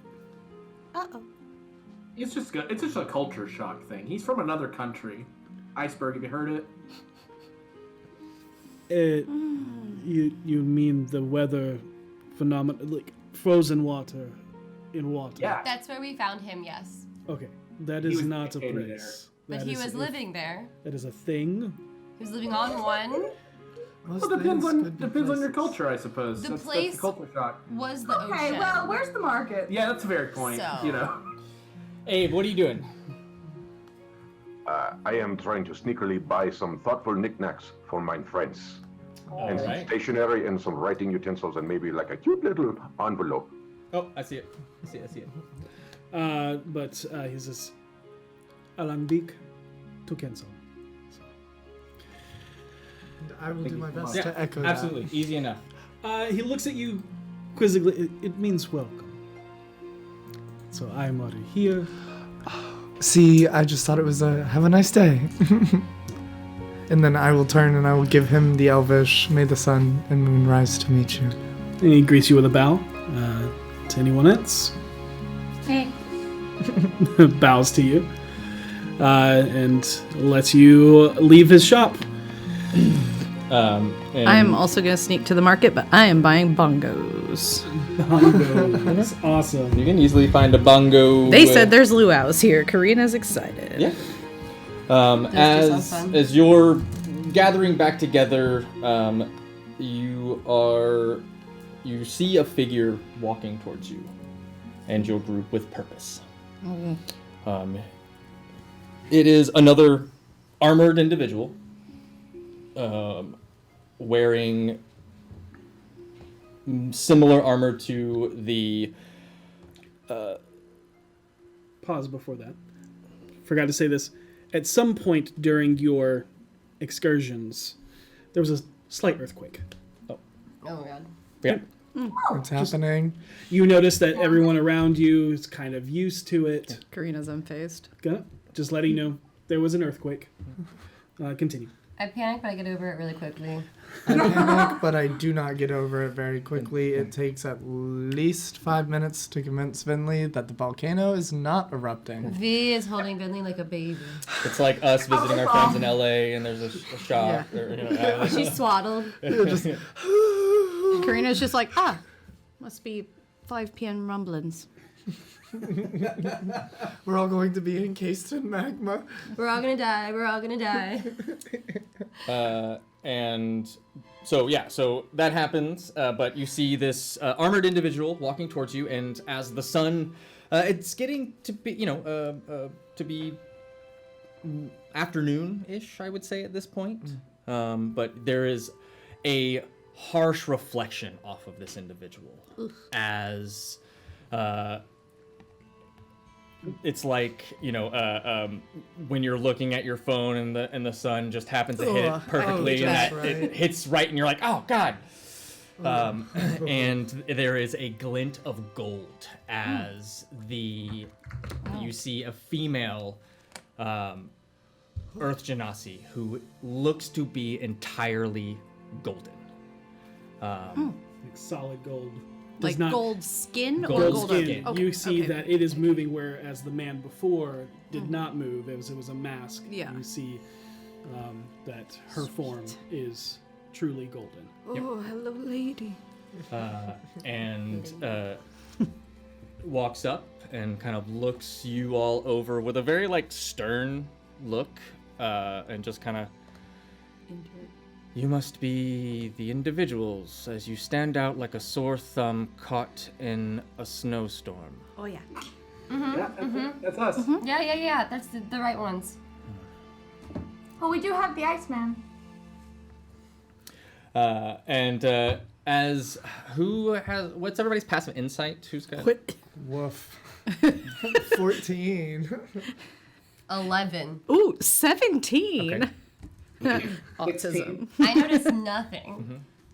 14. 14. Okay. 17. Harold and cannot read I would people. say Karina. You see her actually definitely gives a look at V. Like and just that like looking like just kind of like sizing everything just goes Strong "Ooh." lady. Yeah, very much like "Ooh, damn big lady kind of look. She has 11 insight, so she's just like. He's like, why are you staring at me? She's like, you want to fight? Does. And then even like just more so like just almost a similar energy as Karina has. But I love the insinuation in that. yeah. Yo. And it's just like Priya's just looking at her like, my name is Captain Orr, and I am Don't worry here about to escort you to the revered mother. Captain, we're happy to be escorted. Might I say, you look awesome. She's single, by the way. Nice. You see a slight like tilt up on the lips, but tries to like hold composure. Meanwhile, Vinley and V have had a side We're conversation. having a side conversation where I say to Finley, I don't think they like me very much. And I said, how can you tell? She's metal. And I was like, well, they keep looking at me. And now we're just staring at her like, And then we're both just like, trying to figure her out. neither of us understand. We're like, are we about to get into a fight? I think she does hate you. But Weird, right? to your comment, Harold, you see Orr just kind of looks at you with a little bit of disdain. That's fair. Yeah. You commented on their looks. Oh, they look awesome. Yeah. It's Or. Yeah, it's Or. I knew how that was gonna get taken. Yeah. Harold will nod to what Karina says, like, that's right. And then will motion everybody else. I guess now's the time. Let's go. I think we're going to talk to people. You see Abe coming back from his shopping excursion. Has a couple bits of shopping bags, if you will, kind of like tucked over one shoulder. What's he got there? And you will see the group being escorted away. And I will eventually, hurry up and catch them, yeah. yes, yeah. And as you approach, Orr speaks to you. You must be Abe. Hello. I'm Albrecht Waldemar Eisenstein, Abe. You can call me Abe, though. It's nice to meet you. Would you prefer to be called Abe or Albrecht? Abe has a ring to it, and it's I like to hear the whole thing or just the initials Abe. So All right. Abe. Welcome to Kinsholm, Abe. My name is Orr. I am captain of the Kinsguard. And it is nice to make your acquaintance. You will find Yeah. yourself welcome entirely on this island. You're very accommodating. Thank you very much. Everyone here is so kind. Well, we've all been through shit and back, so Yeah. there's a So- reason so why it's the- called Kinsholm. Because we are more than just kin in blood. That's beautiful. Well, thank you for the kind welcome. Eventually, you are taken to an area, and you see no building. It is like a very open city square. And Orr tells you to mind your feet as you are then lifted into the air, and you see above you is this towering building held aloft in the sky, as it looks out over the entirety of the island. The higher and higher you get up, you feel that the wind that is imbued into this pillar that is lifting you up keeps, like, you would not be able to walk off. You can feel the edge, and it is like a tempest wall that is around you. And you come to this very pristine sandstone building. Yeah, you can, your passive insight, you can see or tense up. Very uncomfortable in this instance, leaving the earth. But but with that, like, has done this multiple times, but no matter how many times it's been done, it's like, here we go again. Me on a roller coaster. And eventually, you're brought up to this, and it's not opulent. It is not made to stand out and be like, oh, look at our power, look at how, where there's castles and things that are a show sign of authority or presence. This is just a nice building that looks out over all of the people. And eventually you are brought into a council. It's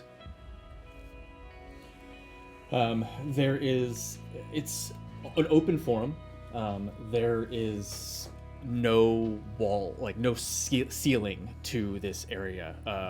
Think very much like Rome, in its construction. Like an amphitheater? An amphitheater type, where it kind of is meant to feel comforting for all of the elements at once. Because even though it's in the sky, it's made of sandstone.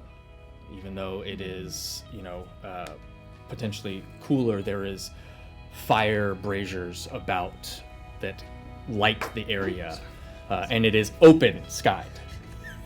And where, the large stone aqueducts that kind of make the walls around have very small waterfall fountains that kind of cascade down. And you can see that there is, the amphitheater is like a bowl, and where there is no head figure, but any person can speak at any time. And seated in a circle are 7 figures. There is a thin-framed earth genasi that skin appears to be entirely of white marble with blue and gray veining. He has very elegantly wrapped robes of whites and grays. You see Ezekiel, the general who you met earlier. You see Spume. And you see Danelle. All sitting around this circle. And then there are 2 that you don't recognize, or 3 others you don't recognize. The first sitting is a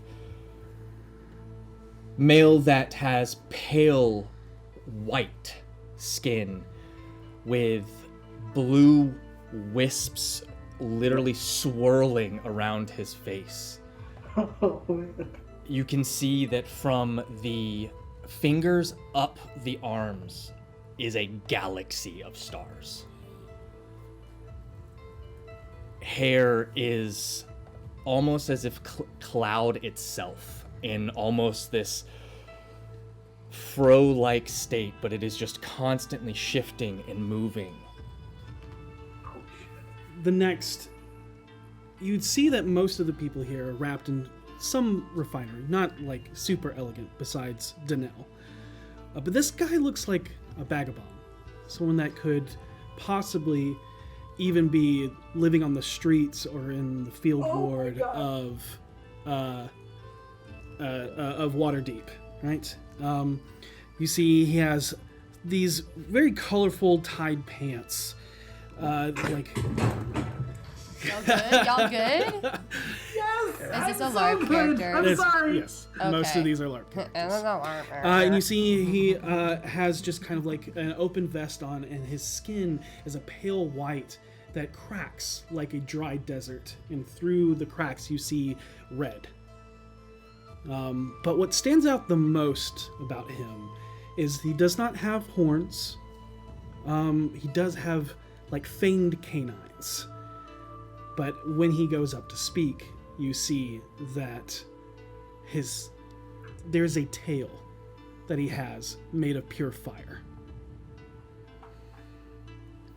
And where and even before like going up to speak, he's actually like where everyone else is like kind of sitting properly. He's like lounging, leaning back, and he's actually like spinning the tail to where it's just kind of like listening and spinning, almost looking bored and just like looking Very around. nonchalant. Yep. Like he feels the most out of place. Yep. What a son of a bitch. And, is a tiefling, in case it was not obvious, and sitting in at what could be considered the head of the circle, which is hard to say because it's a circle, but from directly across from where you enter from, is a female who has pale white skin, blue lips.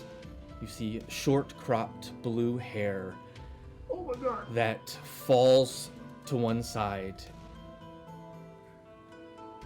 and blue freckles that cover across the bridge of the nose.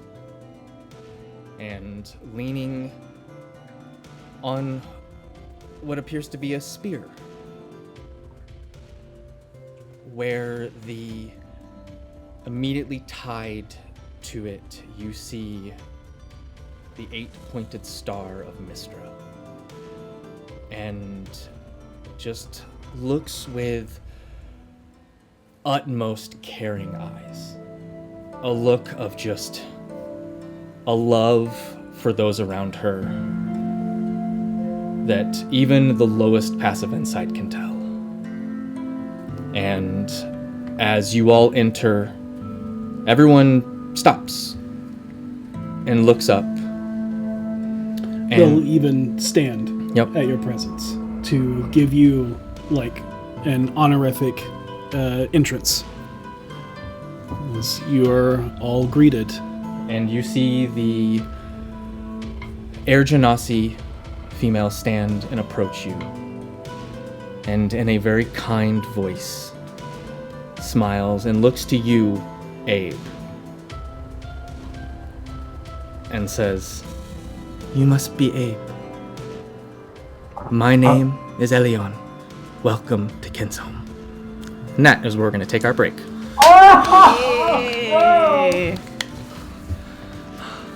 Oh my god! Thank you all so much for joining us for the first half of this episode 160. And if you haven't done so already, please enter hashtag Eldritch into the chat, as we're still giving away a $50 gift card to Eldritch Foundry. And we'll be back in about 15 to 20 minutes.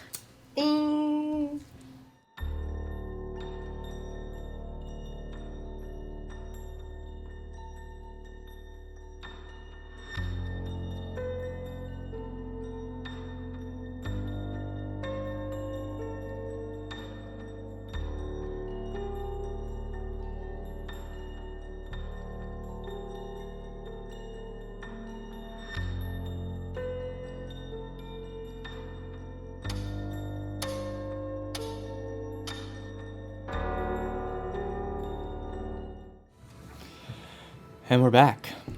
The party has made their way to Kim's home. Kin's home. I don't know who Kim is, but she's here also. But they have made it to an area filled with Genasi of all types, as well as Aasimar and tieflings, it seems to have a sanctuary here for those that have a hard time finding a home in other places. After a while, they are brought forth to the council and the revered mother. And that is where we find our intrepid heroes floating above Ken's home, looking out across the top of this island. And that is where we pick up. I thought we were already inside the building. You are, yeah, Okay. with the council Okay. and stuff like that. You said floating. I was like, wait. The building is floating. Okay. I thought you meant us individually were still floating, and I was like, As we rose, we didn't see any support structures for this building. No.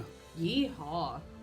Welcome to That, Columbia. like, gets Vinley very excited because the last time she heard about architecture like this, it was when these crystals were very prominent.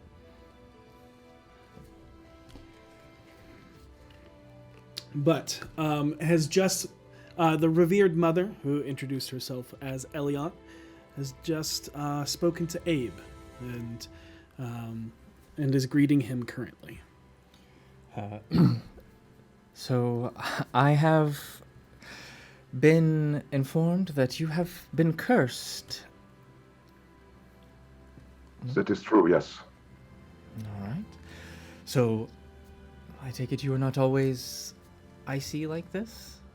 Or... No, I was much more like the other water genasi in this area when I was younger.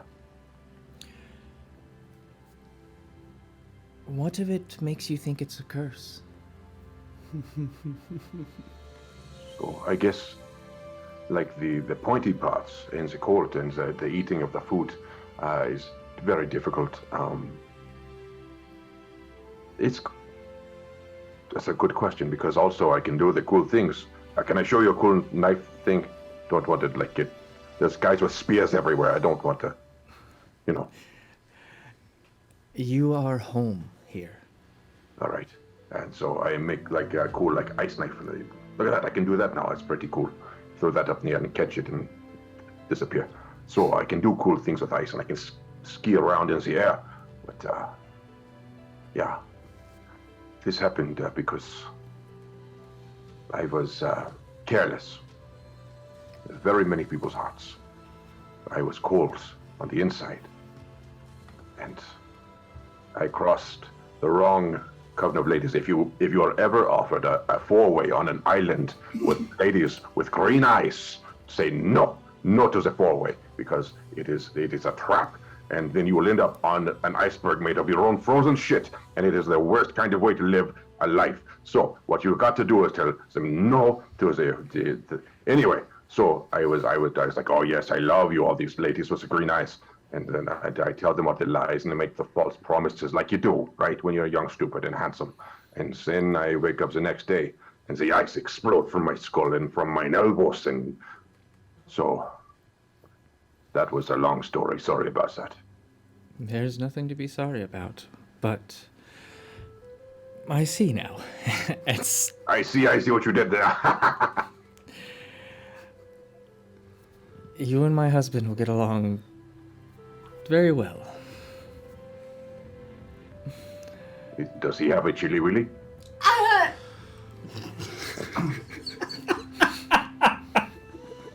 Who may That's what it I sounds ask like you when who you- your husband is? Is your husband here? He is not. Stop it. Don't use I'm me like sorry that. to hear that. He, not currently. Well, I would love to meet him one day. If you stay among us, you will.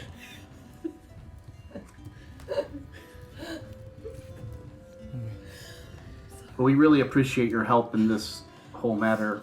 Abe is a good guy and just in a bad way, and we were hoping either to quote unquote fix him, or put him in a place where he would be accepted and helped, and maybe made slightly less pointy. If that is what Abe wishes, then that is what we will work to accomplish together. Would I be able to I do some cool things right now. Would I still be able to do them? I do not know. But we can ask Mistra and see what she says. Perhaps we can find an answer there. Okay. And now that she's closer, you can see that around her neck is a pendant, and it is the holy symbol of Mistra. It is the 8-pointed star, but instead of a star, it is a snowflake. That's beautiful. And She starts looking at the rest of you past Abe and just kind of looking over you like I pull out my amulet before she looks at me. her eyes squint a little and just really takes you all in. wait, who are you all? We are the BFGs. We are a adventuring group. You have met my husband. We have.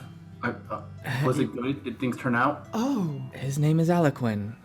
He spoke very fondly of you. And Oh!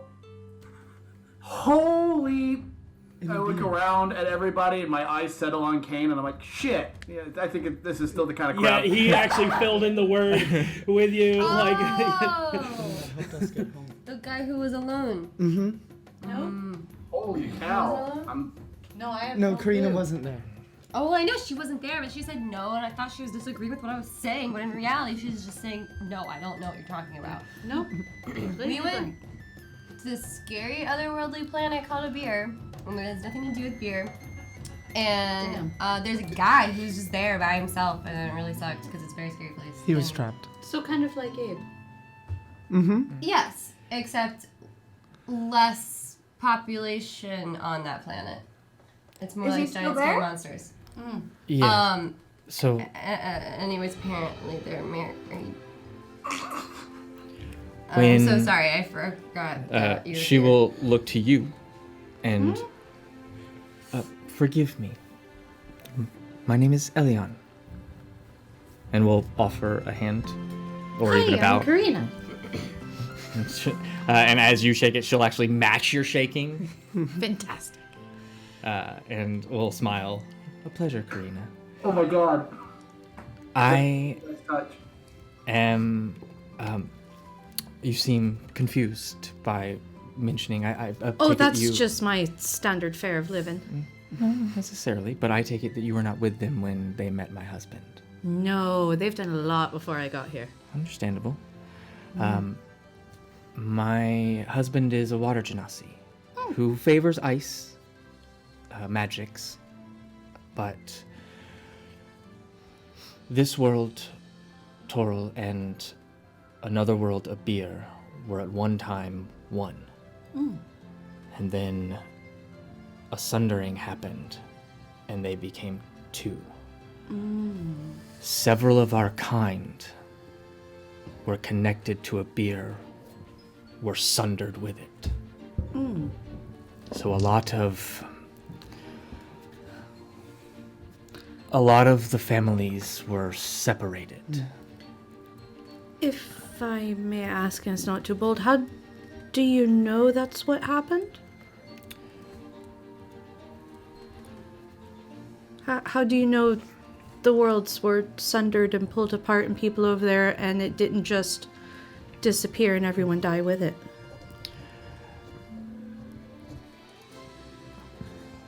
So there was a time called the Time of Troubles when the gods were forced to walk among us. And my goddess, who has been several embodiments, was very understanding on these events and informed me. But also, my husband can cross the veil once every so often to come home and visit. And when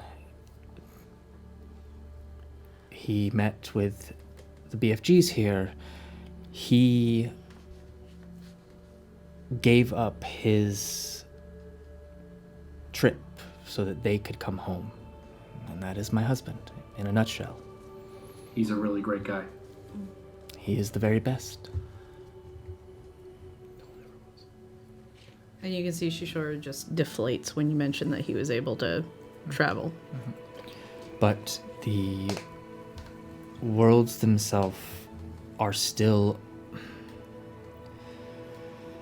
They exist in the same space, but on opposite ends of a mirror, if you will. Cool.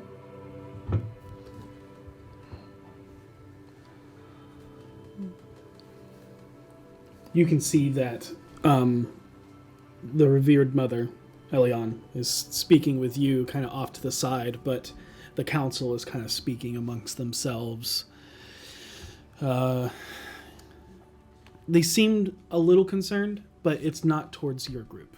It's just whatever they might be talking about could be cause for concern. And you see Elion kind of looking towards you almost with understanding in your reaction to this, understanding of you have lost something great. And your passive insight can immediately pick up that the weight on your shoulders, she shares a fraction of it, not in the sense of loss of an entire world, but you get the sense that she has lived a life She like gets it. of loss. Yeah. And has been through a lot. I do not know your story, Karina, but I think there's someone who I think you would very much like to talk to. Oh. I would like to introduce you to a very good friend of mine. His name is Arik, Okay. and he knows stars very well. Oh. And we'll kind of look over to the Air Genasi, who has the blue swirls and cloud-like hair. And we'll kind of motion him over to you as she will kind of, but if you'll excuse me. Yes, of course. And she'll turn and go back over to Abe.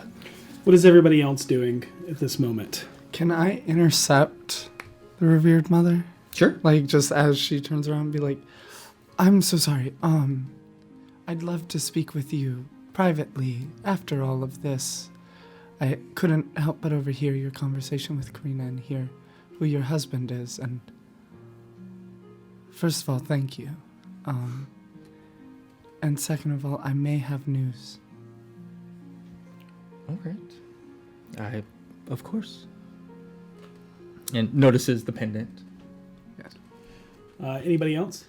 Yeah, I'm looking at the individual who said shit with me at the same time as me. Yeah, kind of lean back. We have very similar energies. Yeah, just kind of lean back.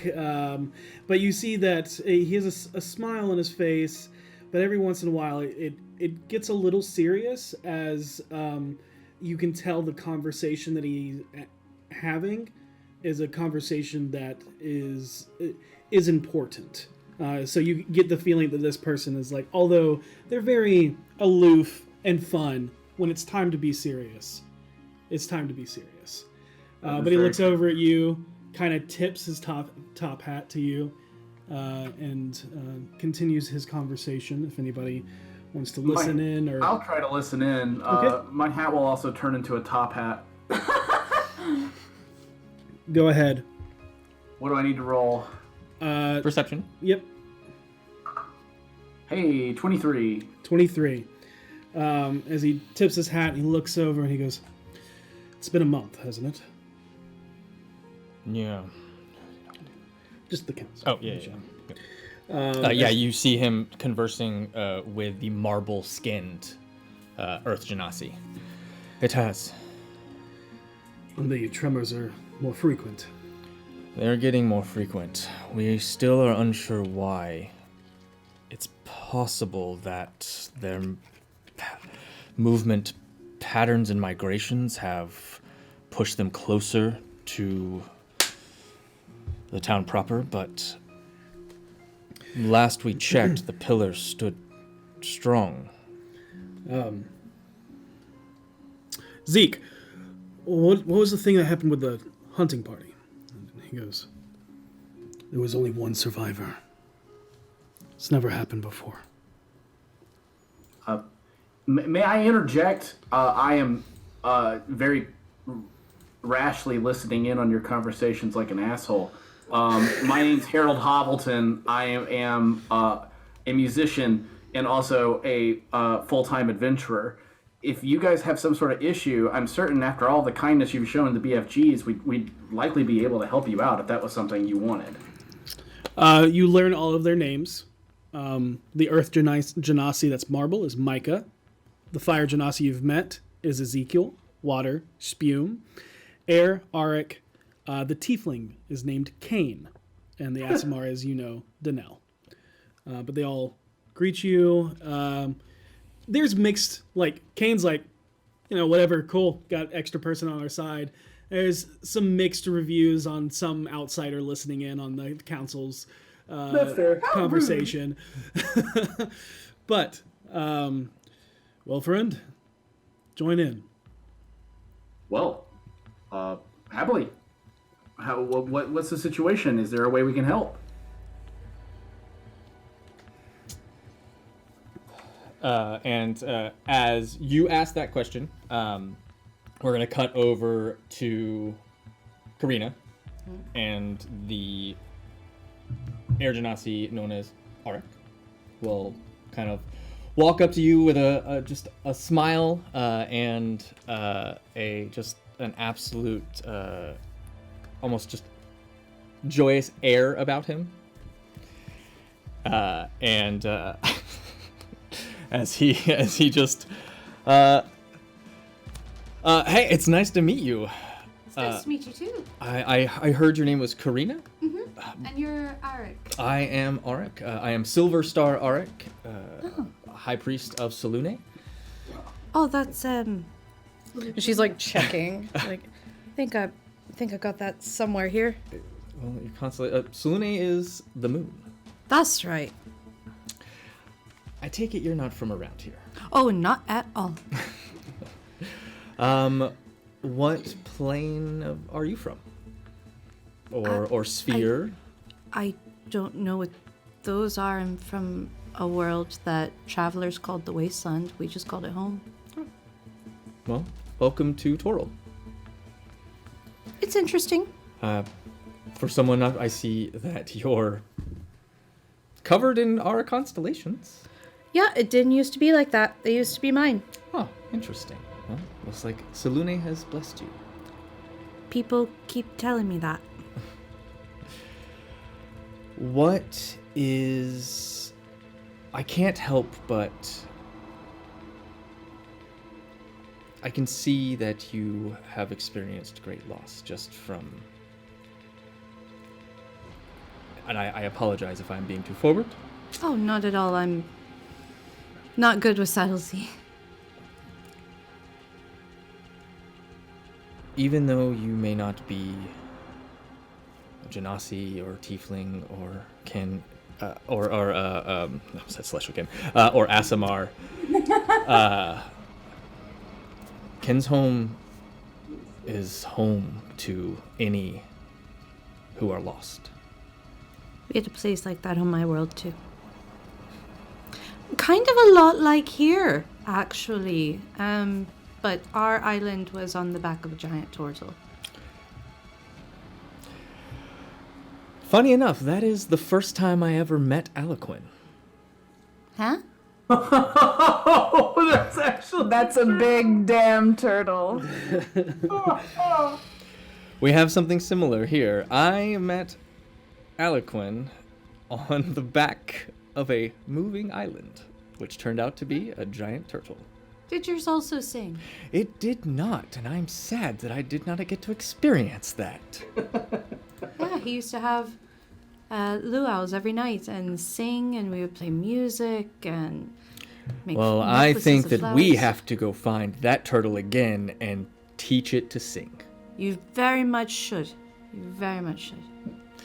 Well, if you find yourself looking for something to do after whatever it is you're doing, and you find yourself looking to do that, please come find me, because that is something I would love to be a part of. Okay. That was very confusing. I'll find you at some point. I'm sure the stars will lead you to wherever it is you need to go. Oh, here. Then you'll enjoy one of these. And I'm going to hand him a pink paper umbrella. Ooh! Put that in whatever drink of choice you have. And he'll kind of lean down and pull a what looks to be just a steel tankard, and we'll kind of pour a water skin into it, and then we'll put it in there and just look at it. Ooh. Oh, that is lovely. Raspberry hibiscus. Oh. I do hope you find yourself here often. I'll bring more umbrellas. As he smiles, and if you ever, depending on how long you're here, you can find me at the Temple of Stars. Okay. Thank you. Cut back to Harold and the council, and he goes, well, if you're going to speak here, might as well bring your whole group. I will turn to everybody and be like, hey, I think they have an issue. And I was spying because I was excited. This guy Kane is so cool. Look at his hat. Like, you can't. It is a nice hat. And I couldn't help myself, but they think they have an issue that the BFGs maybe should be able to help them solve. So I mean, after all this, I imagine we could help something. Yeah, absolutely. Okay, well, I guess to get you up to speed, about a month and a half, 2 months, something along those lines, a meteor hit the island. Hi. It struck the mountain, which is why you can see the caldera upon it now, but it seemed to be no problem. However, since then there has been a frequency in the tremors. I knew it. The volcano's going to explode. That's not the tremors. What? Then what is it? The worms. Worms. Yes, this land is actually coexist very nicely with these creatures.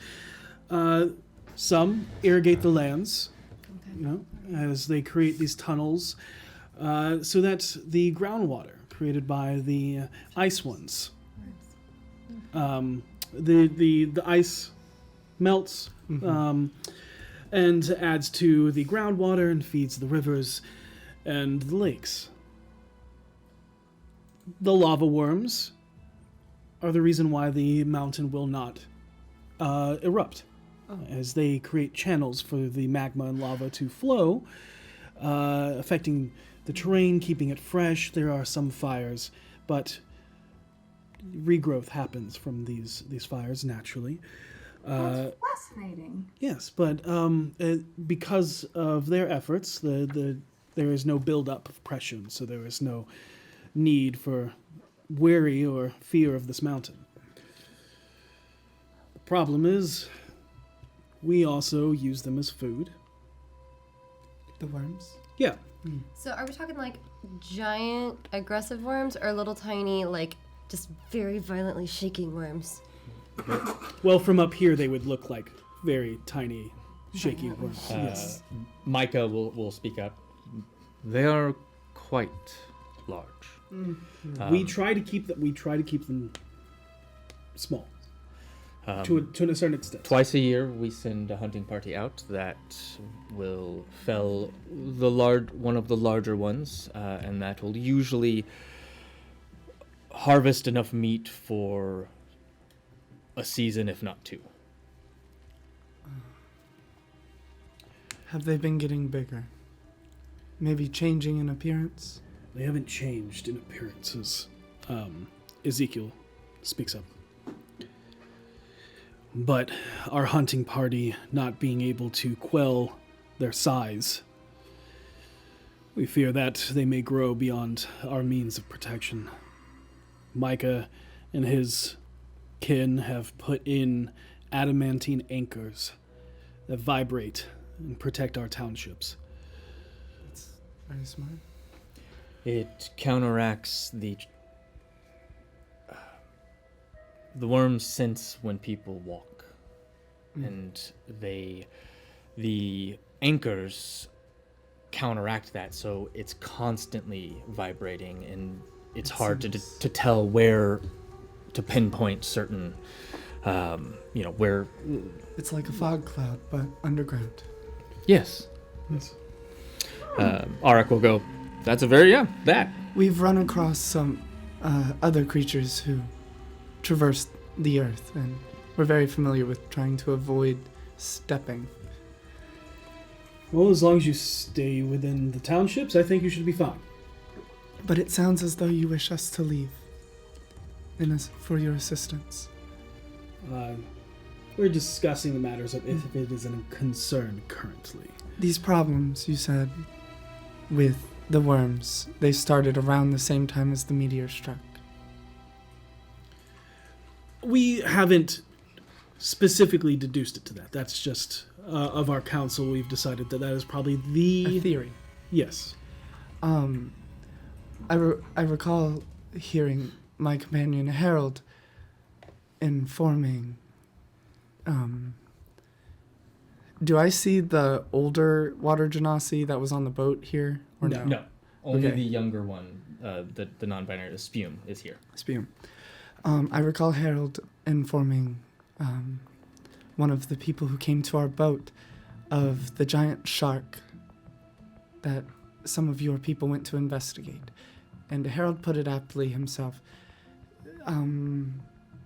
Things have been changing.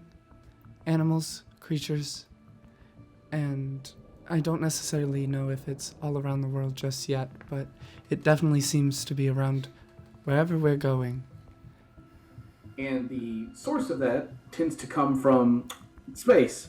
So a meteor landing here seems likely that it's some more bullshit. Pardon my French, pardon my Elvish. It's bad news. But we would be very well suited to investigate whether that's the happenings or not, because that's sort of what we've been doing for a long time now. Right. Well, it sounds great. If there is a rise for concern, we know who to lend an aid upon. So Cool.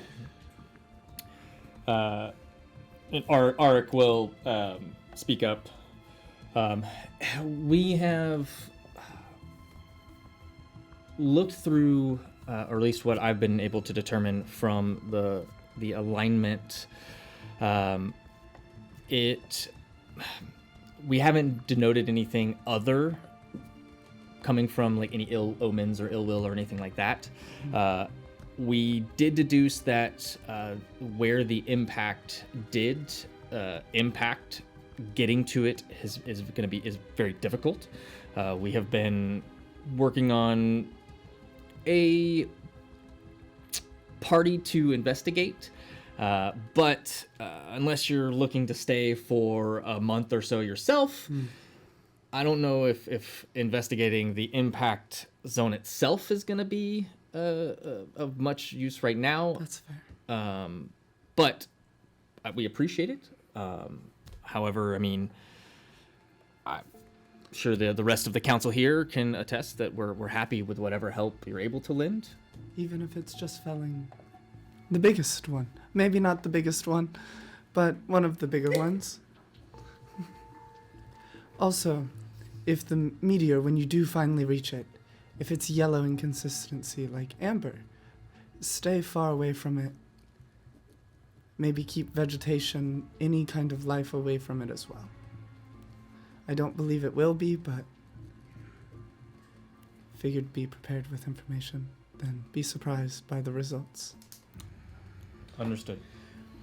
it's about this time that someone else comes rushing in. You see a samurai with vermilion red skin that fades to black at his feet.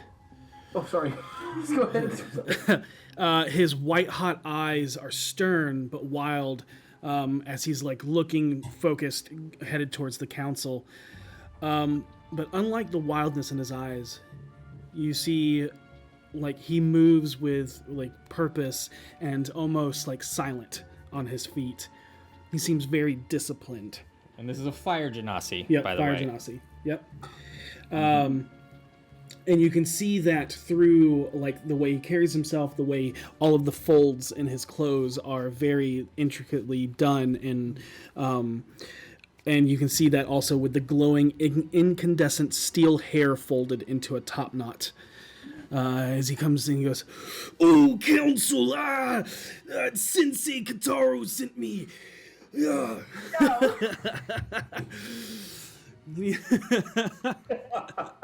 As he goes, there's a problem. Many of the township farms have been attacked by the worms." What is happening? What is happening? What are we? What is? It sounds like the time for us to help has come. It sounds like we have to go. When it comes to handling problems like this, we're the cream of the crop. Yeah, I Like was the about cream to say. will rise to the top. If I dissociate hard enough, it'll go away. At Like I said, I first have a laundry thought- list of characters in I here. was about to say, at first, I thought you were going one direction, and then it went a different direction. I thought it was just, oh man. Okay. Oh, so who are you little pipsqueaks? Nope. Coming all the way from the bottom all the way up to the top. I am not a pipsqueak. The revered mother will look. Yama, what is it that is going on? Are you saying that there's currently an attack or a breach? They've broken through the lines. How is this possible? Well, BFGs, if you wish to lend aid, now would be the time. Ooh, yeah! It's like the Brother. the fire genasi looks at you like stern and just like you can pick up. Are you making fun of me? And Harold immediately looks away from him. Drop Like, the accent No. Just it's the inside. Just inside. That look of. Because are you making fun of Harold was not making fun. He was just into the moment.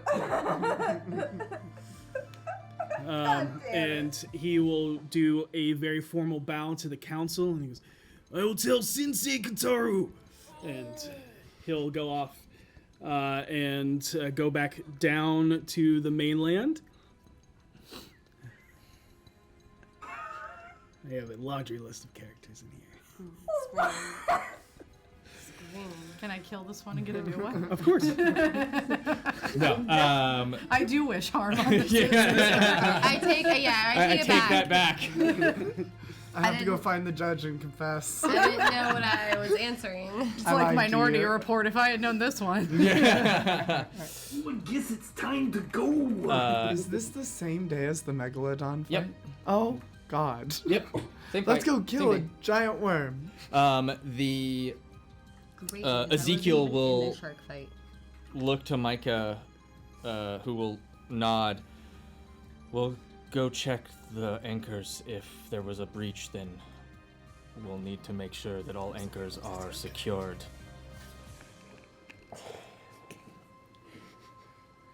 And you find out that there are at least 3 different breaches.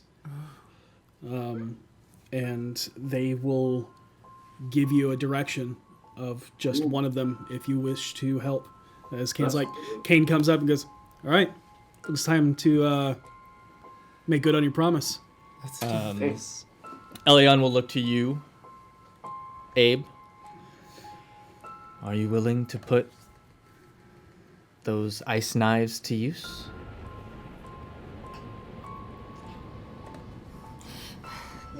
Yes, in defense of my friends, yes, very much so. Then, if we can get this situation handled, then you and I will have much to discuss, and hopefully we can find a remedy to that which curses you. And also, maybe I can help with something to bring your husband back. I am very sad about this story. I will gladly take that help, as it is something that we have been trying to accomplish for many years now. I will help if I can. But for now, the worm has gotten too big. Yeah? All right, man. Let's try to see if those ice knives kill. There it is. I knew it. I fucking knew it was coming. Here. And Damn you all to hell. yep. All right, let's get into Vader. Vader? Elevator. Amazing. Elevator. So good. But yeah, you are told that one of the areas is the farmlands of Oko. It will be a Earth Genasi. Oh, sorry. Not an Earth Genasi. An Asimar. Yep. Oko Tarantino? I hate you. I'm sorry, I had to get in on this. Split up. They will ask before split up. Zeke will come to you and be like, "There's 3 attacks. I gotta split my guards. Can you handle this alone, or do you need one of our help?" I think we could handle a couple of worms. Well, we already have Abe. You keep your guys. We'll take care of this. Okay. Hi, I'm Abe.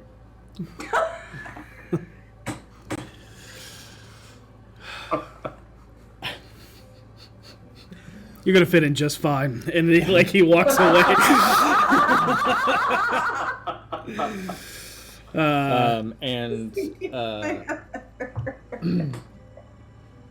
And it's at this point that there is another trimmer. As you all kind of land down, and Elion will kind of, as she lands, will look to you all. Be safe. We'll turn to Micah.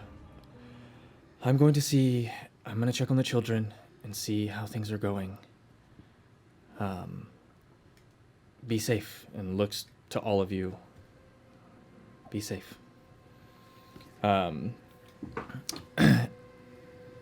You see, and as will turn, like electricity sparks in her eyes, and you see her take off in flight and fly towards this House of Open Minds. It's cool. She's nice and she's badass. Are you okay, Vinley? Yeah, that was a great way of casting fly. That was really cool. Which farm are we going to? You were given a heading, and you're going to Oko's farm, and it is on the very outskirts of the town. You see that the township fades from the beachfront of the tropical, and then there's the palm trees and the very aggressive, like spiky trees. I forget what they're called, but The little ones. no, the large ones, and The ones with the thick base. Yeah. With the, yeah, and there's a trail, obviously, that you can get to, and then it begins to mellow out into the farmlands closer to the eastern side, where you saw like the forest and things, like where there's a conjunction near there. You see a couple of farmlands, and there's the one you were directed to. Yeah, you can see the rolling hills of grasslands, and there's what looked to be a herd of Roth cattle, which are like these bison-like, basically the cows of Peru, but these appear to almost have, you can see a heat rise off of them. Oh my god!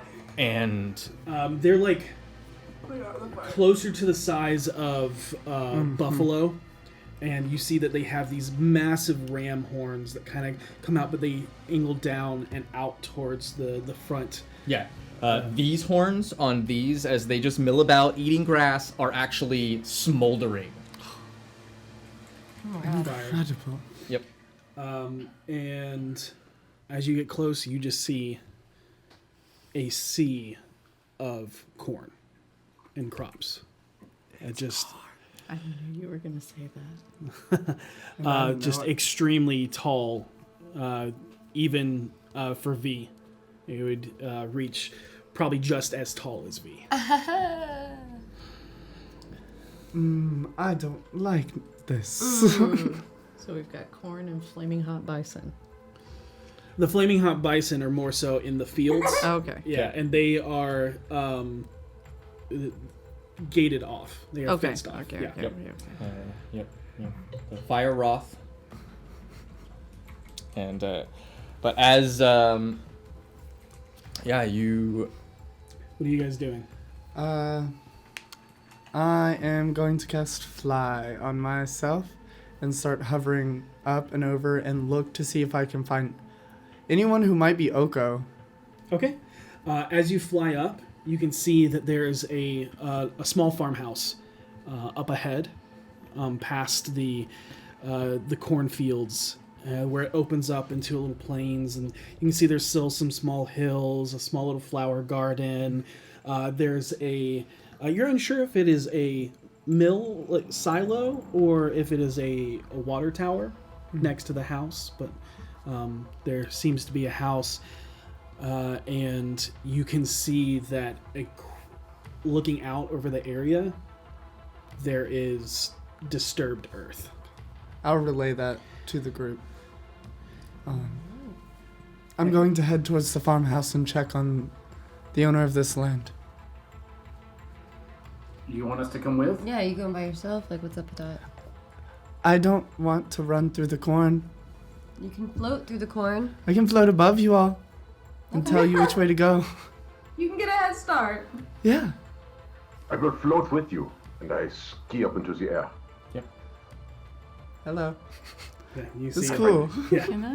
Yeah, you see that there is a trail of ice that kind of comes off of his feet as he just glides up and is keeping level with you. A little bit slower, as your fly speed is 60 Yeah. and his is 30. So, but is able to at least fly next to you as he basically ice slide flies. Karina, you I were saying turn something? to V, Karina, and Petunia, and I'm like, I think if we're gonna go through that, we should all stick very close together. I agree. It's Well, gonna hurt. well, no, I'm not the only one who can't see over that, so I feel a little bit less bad. She looks at Karina, and it's like, you'll have to hold our hands, probably. No, I can't see over it. I don't think V could see over that. Oh. We'll have to be careful. Corn hurts if you go too fast. It'll slice you real good. I don't have boots in many fashions, do I? No boots. No boots. All right.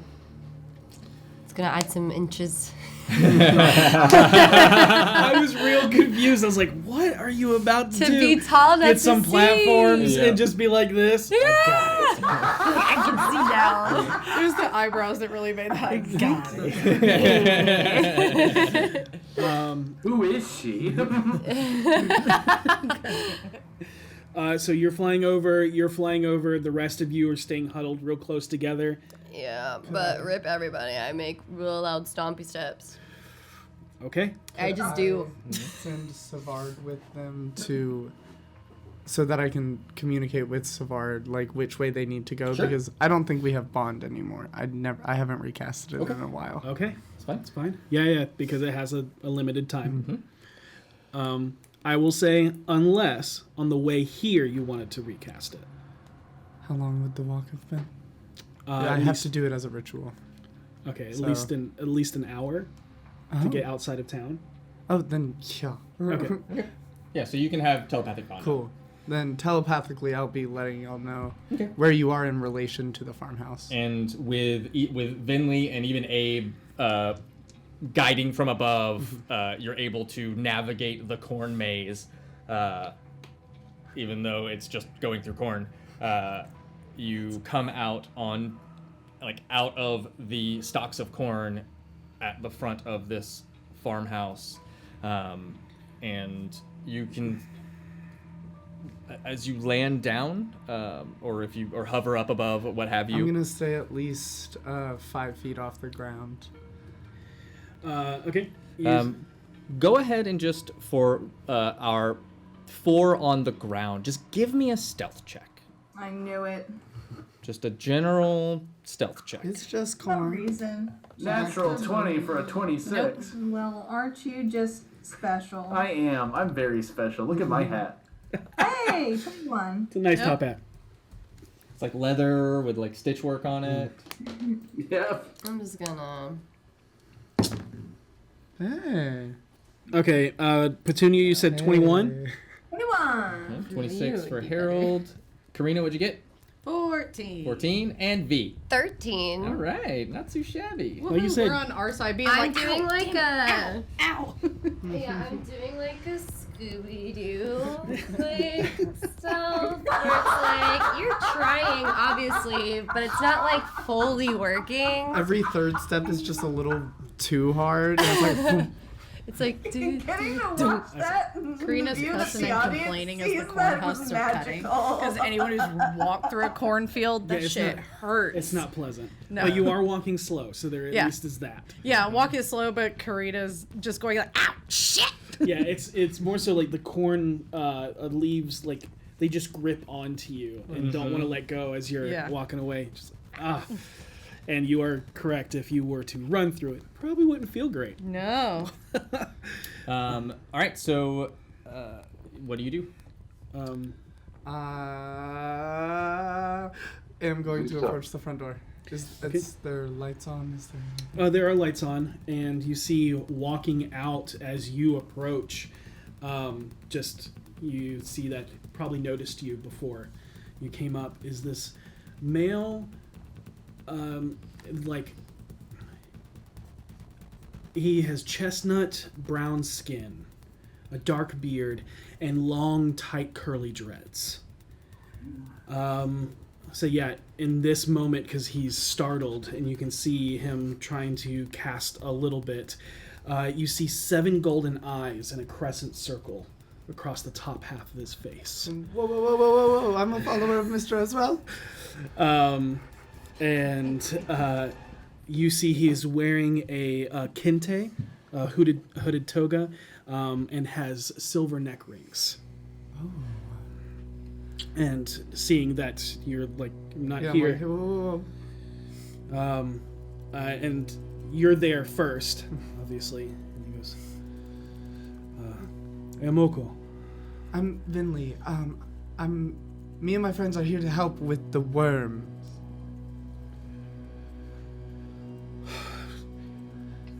When was the last time you saw it?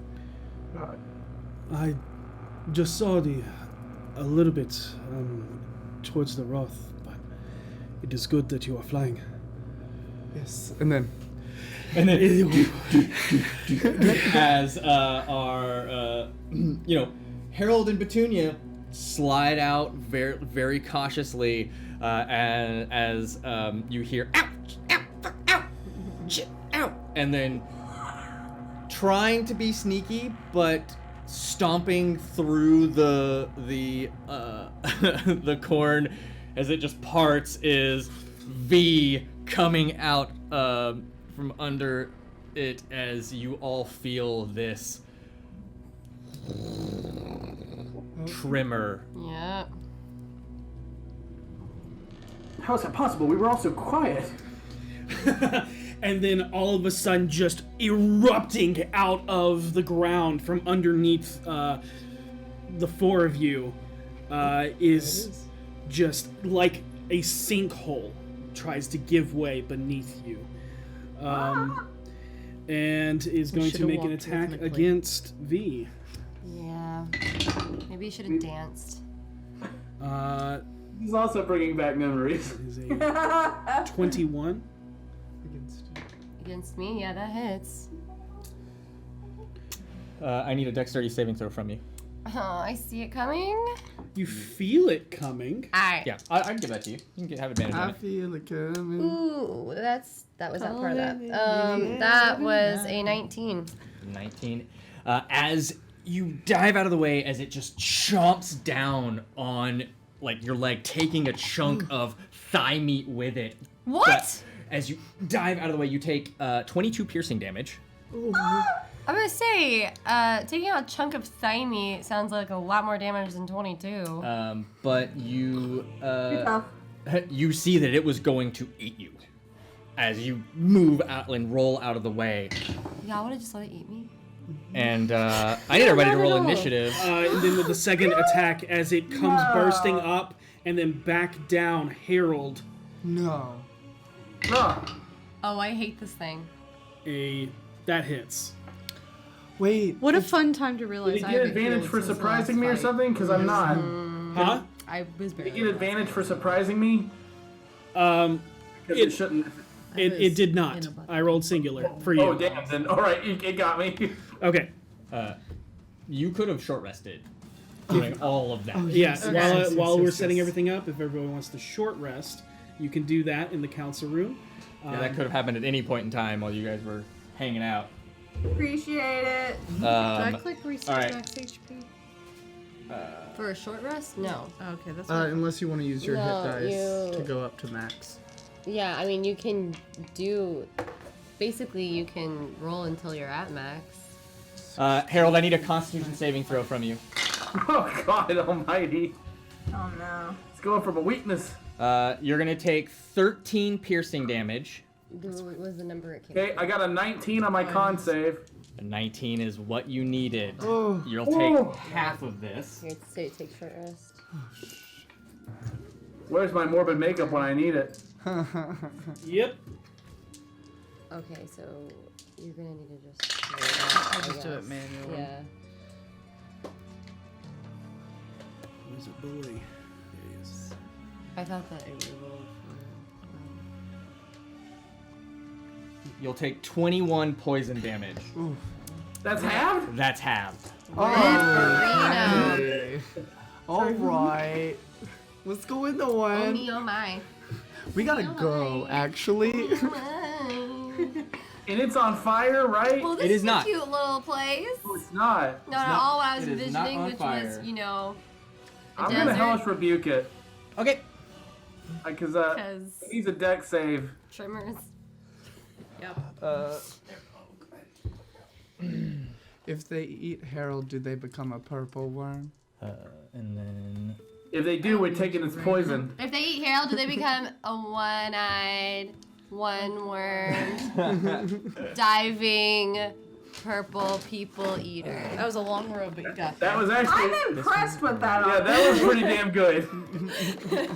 I can see you navigating the corners there, and you got through there.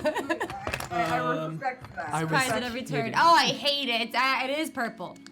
I think it is a purple worm. it's out. Okay, does purple people eaters, are they themselves purple, or do they just only eat purple people? That is the question of our age. It's like, is it a man-eating chicken or, I mean, I actively really hate that. You mean a shrimp fried this rice? Fried this rice? Okay. Question for Vinley. The telepathic communication, does it work two ways, or does Yes. it work with everybody? Yeah, Can I everybody talk is. to like Harold with it?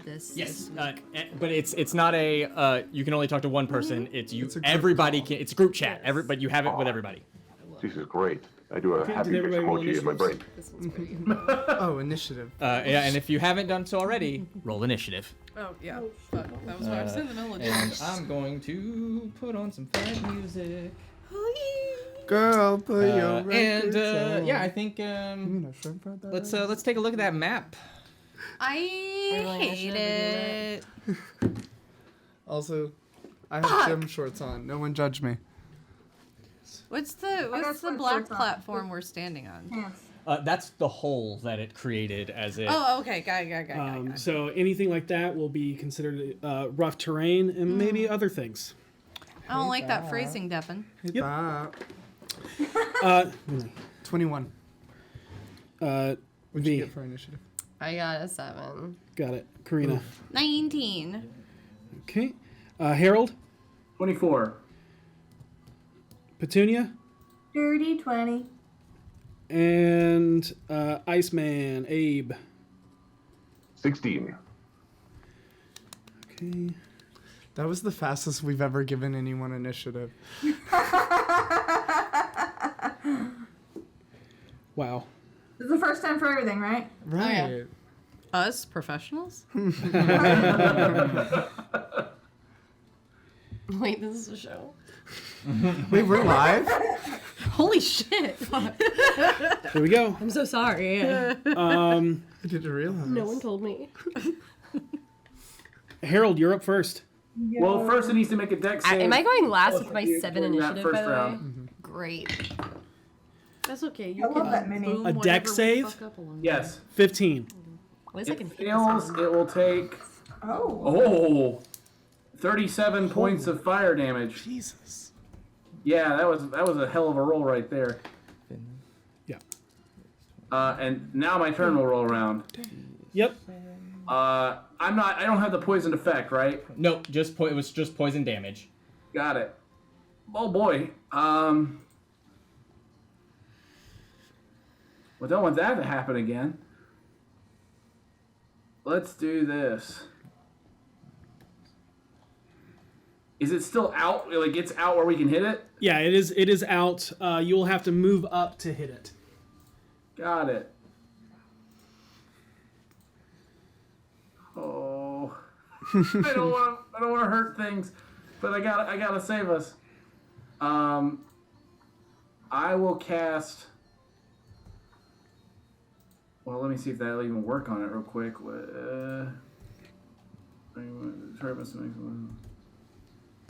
Okay, yeah, I'll try it. Vinley, you're up next. Petunia, you're in the hole.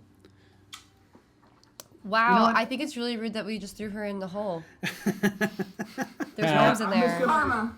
Go ahead and hit him with Hexblade's Curse and hit him with an Eldritch Blast. Let's just start things off simply. Okay. Sounds good. So, first one is a 23 to hit. 23 hits. Second one is a 14 to hit. 14 will not. It just shatters off of the thick chitinous hide of this worm. All right, both of those were 14, so only one of these hit. He will take 12 plus 16 points of damage. 16, got it. Then I will move away. Alright, where are you going? Oh, God. Y'all are right. This is going to be rough, huh? Yeah. It's... Shit. Is Little there curse word. anything Tremor style I can climb on? There's a house and a Silo. silo way over here. You can start Uh, making your way over there. Yeah, I'll start making my way to the silo. I don't want to break this guy's house. Alright. Which way you want to go? Because there's a worm in the way. Yeah! I'll head towards the front of the house. Okay. Alright, you make it just under Abe and Vinley. Perfect. That's great. Alright. Oh, you mean that worm? Oh. I thought we were talking about the ones in the garden. Yeah, I saw a couple were going through the corn.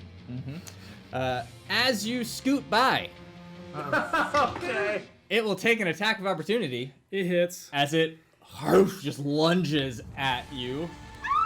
You see this gaping maw that splits into like 3 different sections, just filled with teeth that look more like protruding white bone or stone or something. You just see the dripping like spittle stretch between these mouths, and you can feel the hot breath of this just empty tunnel barreling down on you. I'm gonna try cutting words. Oh my I'm gonna God. try it.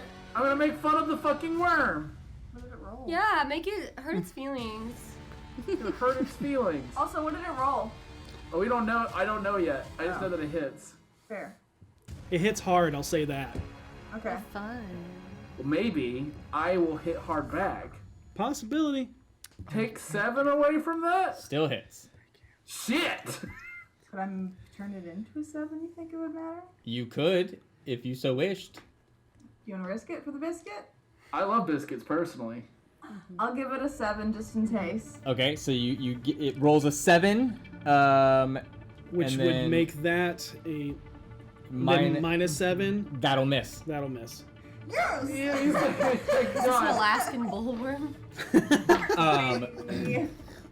Harold will just shout as he runs by. You're supposed to be helpful! Why aren't you helpful? You're not helping anybody doing this shit! Go fuck yourselves! And as you run, I mean, it's coming right at you.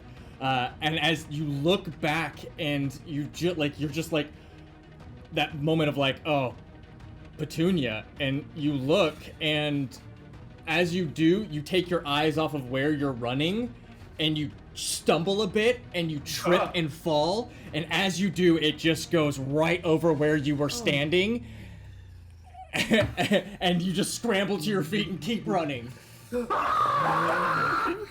Vinley. Right. If I were to try and attack this thing, would I have advantage since I'm flying and I currently am not touching the ground? No. No. It is just It can't see me? cannot confirm nor deny that yet. Okay. Yeah, but you do not have advantage. Okay. Then I will get within 5 feet of it and try and lay my hand on it with the Ring of Jergal. Okay. All right.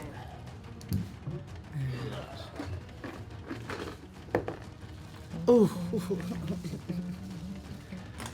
Does a 23 hit? 23 will hit. Perfect. That was an inflict wounds at 5th level. Okay. So that is 7d10. Alright, that's this one, this one, this one. No, I got it. Thank you, boss. Alright, 9, 10. Oh god. 9, 10, 20. 29 points of necrotic damage, but I am also going to use my channel divinity, Touch of Death, and deal an extra 9 points. So 38 points of necrotic damage to this creature.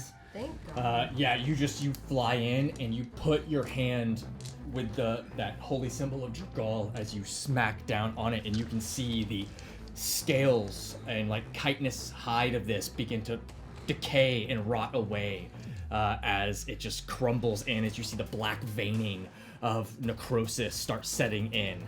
This thing like roars out in pain, and with that, all of the like ribs of this tremor, and it's like this wave that echoes down its body. You can feel the earth kind of shake. Everybody else, I know you. And she just simply says, "Your time has come." All right. Petunia, Karina, you're up next. Abe, you're in the hole. Okay, so I am gonna go with an old classic and try to hit the worm with color spray. Oldie but a goldie. Oldie but a goldie. Yeah, And what's second- what's the spray effect range on that? I'm sorry, what was the question? I apologize. The area of effect, is it a 15-foot cone? 15-foot cone, yeah, Got it. correct. Yeah, and where you are, you can hit it and not hit anyone else. Heal you. Yay! All right, so it needs a deck save. No,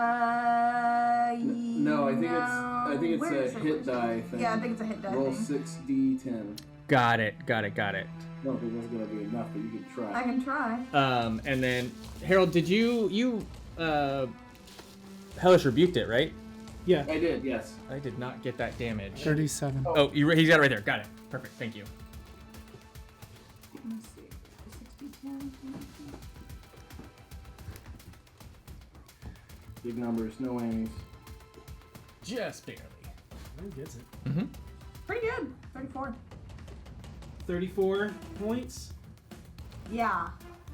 You see that for whatever reason, your glitter spray, as it is often described as, seems to have no effect on this creature. At least Got big eyes. this current attack has no effect on this creature. Interesting. There might be multiple reasons why. Not enough glitter. Not clearly. We've got to Kesha it up in this farm. You also, I will let you know, this creature does not seem to have any eyes. I was gonna ask that too. Yeah. That's refreshing. Model doesn't look like it has eyes. No eyes, just a mouth. Big one. Big old mouth. I don't think that helps me at all. but- Petunia, are you doing anything else? I don't believe so, unless I can just get a little bit, I don't know, behind someone maybe. I mean, yeah, you can move like back into the corner if you so wish, or behind. You know what? Sure. Okay.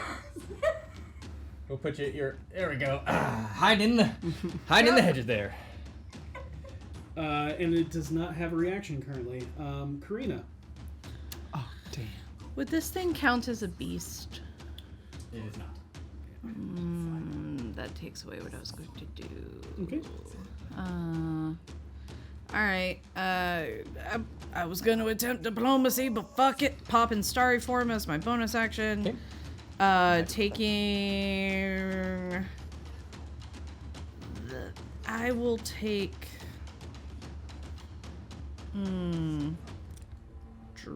Dragon. Okay. Durgan. And then I am going to shamak it with Thunderwave Come back here. Alright. at 4th level.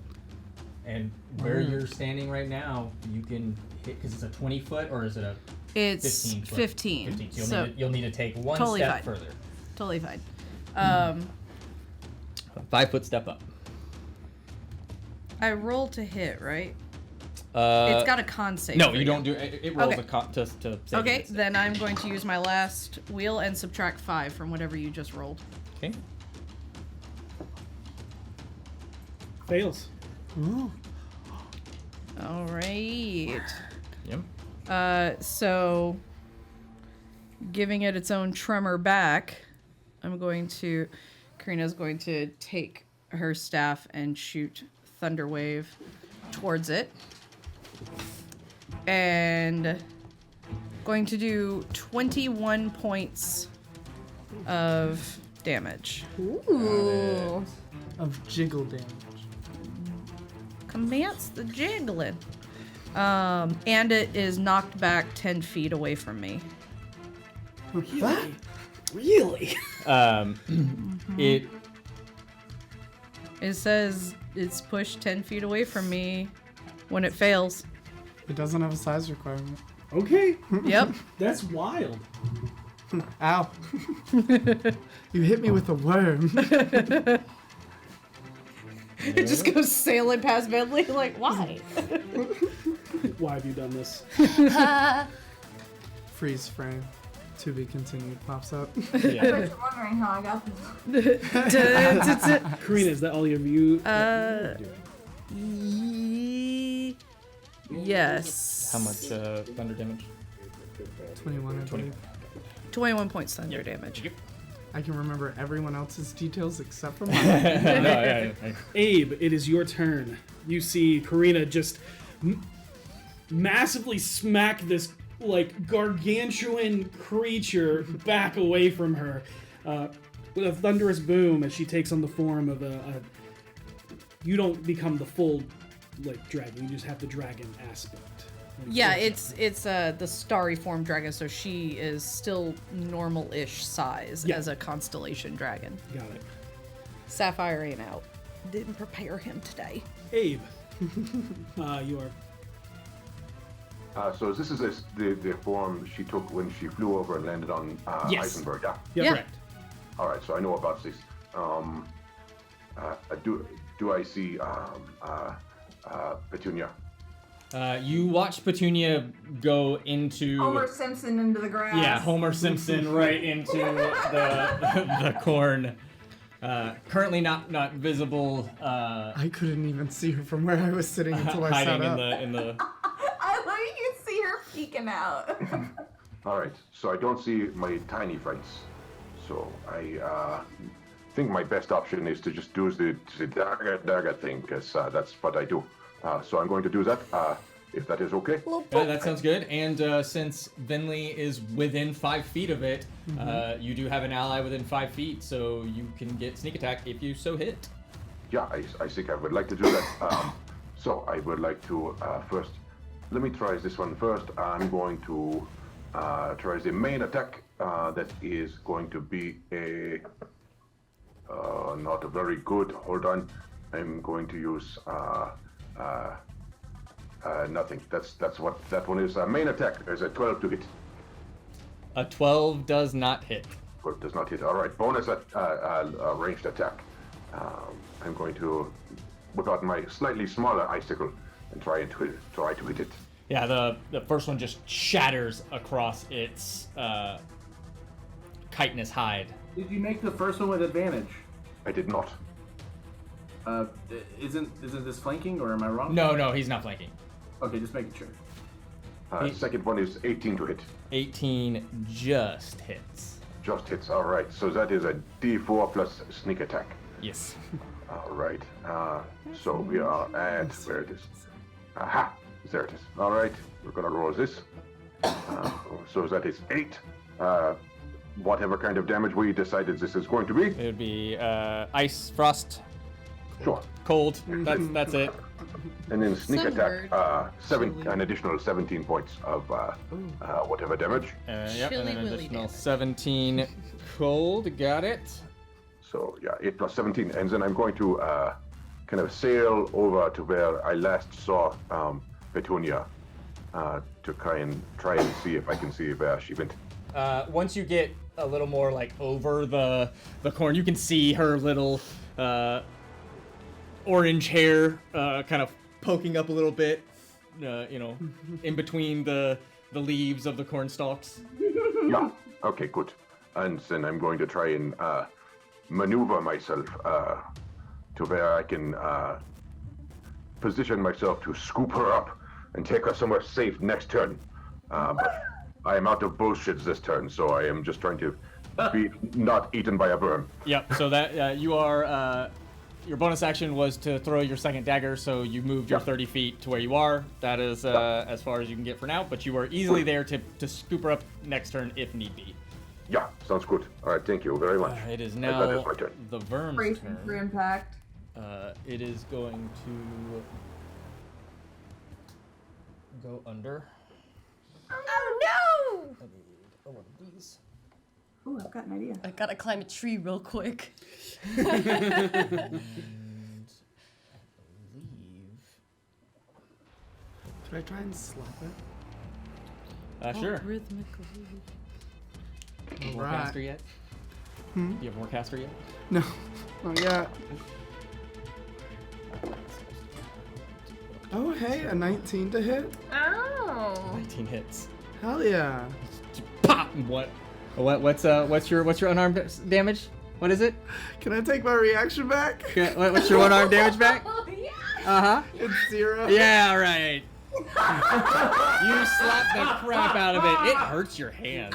Ooh, that's armor. Ow. Just, oh, that's my casting hand. Wow. I'm so proud of you. And no, this is a lesson Yeah. that I hope you You learn. showed it what's what. It knows. Yeah. All right. I've slapped it twice. 1, 2, 3, 4, 5, 6. It is going to go chompy chompy. Chompy chompy. And with advantage. Yeah. Yeah. I guess. Okay. Heads up. You no. ass. No! Fuck. Petunia. Great. Oh, die. It hits. Oh! I gotta try.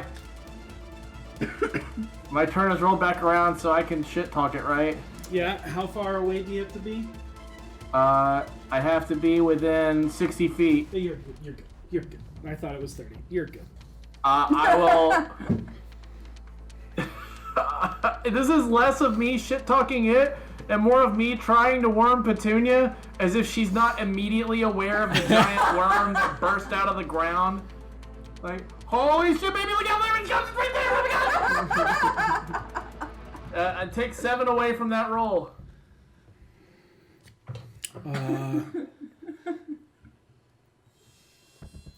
17. It meets it. All right, You so have still shield? hits. Shield. I do. Question mark? Did I not prepare it? I did. Shield? Shield, and with the last moment as Harold looks back to shit talk this thing, you catch a glimpse of him, and it's this creature comes up and actually snags like onto the side of you, barely scraping against you, and your coins kind of like are what scatter across, but saving you as You like quickly throw up your hands, and this massive coin just appears right in its mouth, like keeping it from closing on you. out of your like coin pouch. As you just like tumble and roll out of the way. I heard and there's like you then- quickly throw up and Worm's like, ew. But as it bursts out, it goes up, and then its tail whips up at you, V. We can't shit talk it now. What if that tree didn't get decimated? Oh, it didn't. I was clearing it for that camera. Oh, okay, my bad. I was gonna try to That climb hits. it. It's still there. That definitely hits. Did you crit? Okay. That's gonna be real go. bad. Con I save? need a con save. It's do moments it. like these where I regret not being a grave cleric. 14. I rolled a 5. Okay.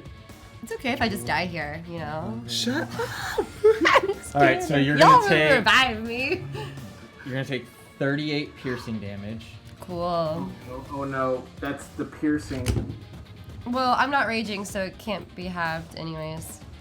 No, this is the problem because if this is a purple poisonous worm, this worm. next damage is going to be the serious business. Yeah. It is the purple worm. Then it's serious business. Purple worm poison is scary. Is it 74? And you're gonna take 85 poison I'm damage. dead. Well, you're not dead. You're dropped. I'm over. Yeah, you dropped. I know. Dead You're would be bleed out. like your health plus your health. Yeah. and- Okay. And also roll a d6 for me. Yeah. But we are going to farm this thing for the poison in its body. That's happening. 5. A 5. Okay. The last 2 fights, man, I really haven't had a whole lot to do. You like look over, and this massive stinger just impales you as you, and you just look down and. My final slide words. off. Didn't see that coming. By the way. You all see her veins pulse with Wait, like no, a green. Continue. You gonna try Stone's Endurance? No. Okay. I don't think that would help. It could. Maybe. It's 2d12. Or I could. Okay. It's just, it was over so much. It was 85. And I had 74 health. You can drop that. It's Yeah? possible. It's It's possible. Yeah. It's All right, possible. I'll attempt it. But I had better final words. Oh, Was better my final oh. words. Okay. Well, roll Stone's endurance. I could live, but I got better. Yeah, we'll I see got if I'll better say now. the other one. I adore you. Sorry. Where's a D12? What it is? I mean, I was gonna prep to heal you, but if you got good final words, I'll just let Remember, you. it's 2 of them. We're gonna count that. That's 1. So I only get 1 Stone's endurance. Yeah, but it's 2d12. Isn't it? Or is It's it 1d12 Oh, it's 1d12? plus Okay. 4, but Got it. that's 15. 15? So That would have been 70 points of So damage. you have 4 hit. You have 4. So I have 4 health. Oh my god. But I can still say the words. They don't have to be my final words. yeah, absolutely. Okay, so how do I make it go back? I just hit pretend I heal. succeeded. Just heal yourself 4 points. Yeah. There we go. Sorry, I've never done this before though. I don't know how it works. Sorry.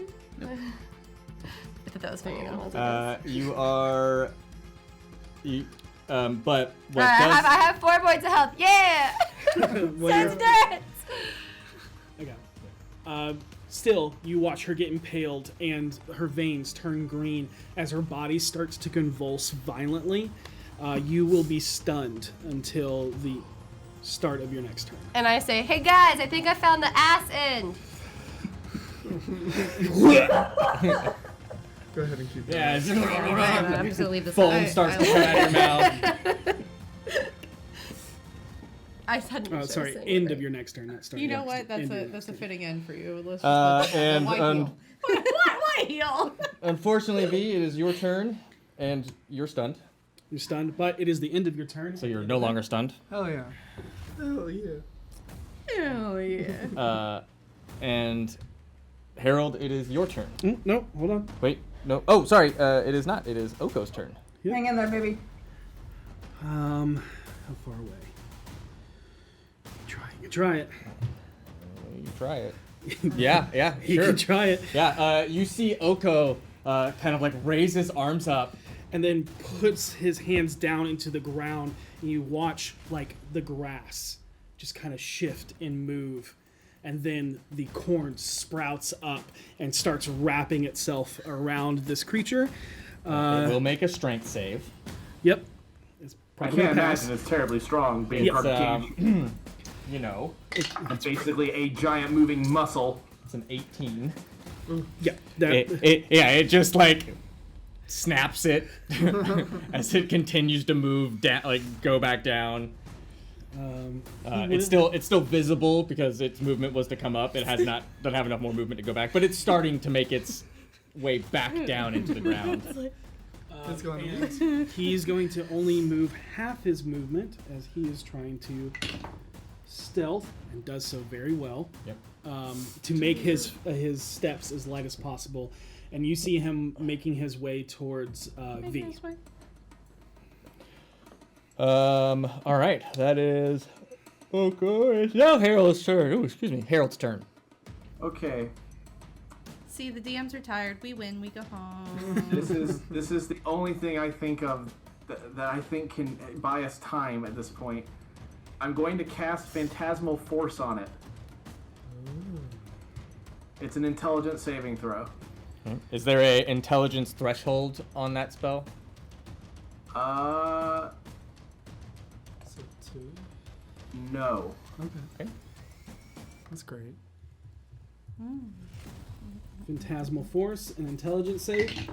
Not bad, but also negatives. That is going to be A 10. It fails. It's going to perceive in a 10-foot cube what sounds like it. I guess because Harold doesn't realize it can't see, but it's the sound that it makes that's going to be important. It's always going to perceive that 10 foot the opposite direction of us. There is somebody slamming the ground as hard as possible, making ripples through it that are actually hurting it. It's just a constant cacophony of noise, like seismic level noise. Got it. And it will take 1 psychic damage from that. Really over confused how here this good? doesn't count as a piece. But it's basically It's a just word. the only reason it exists is to constantly drive it away from us and keep it focused in the area. Like, I won't put it near the house, I won't put it near anything important. I will just put it in places that it's like, okay, it's not coming after us. okay. So over here, where the earth is tilled. Yes, that Okay. sounds perfect. Got it. Yeah, you can make vibrations. Yeah, absolutely. All right. To That's note, Harold. none of the rest of you recognize this is happening. It only happens in this thing's mind. Yep. Okay. And its mind is very, very small. That's why I hope It rolled was a 15 beast. on the die. It got a 10. Vinley. That's why I was hoping it was a beast. I wanted to ask it what its problem was. If it wants to get over this, by the way, it can do an intelligence investigation check as an action against my spell save DC. Yeah, it's not smart enough to do that. I didn't think so. Its intelligence is 1. I was hoping I could as just my be bonus like, action, "Hey, I will shout to Abe. Like, okay, I think I may have bought us enough time. You are like one of the coolest dudes I've met. I feel like you got this, alright? And get some bardic inspiration. Coolest dudes. Yeah, you got it. I see what you did there. That's funny. Vinley. And you have a D10 you can add on to a roll of your choice. Am I within 30 feet of V? Can tell you. Are we about to double team heal? No. You are 40 feet away. Okay. Can I move 10 feet in? And then... On your turn, which is right now.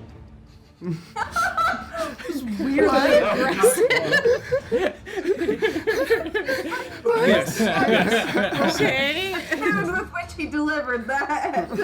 Yeah, it's a toot on that one. That was a DM who really thought he had something there.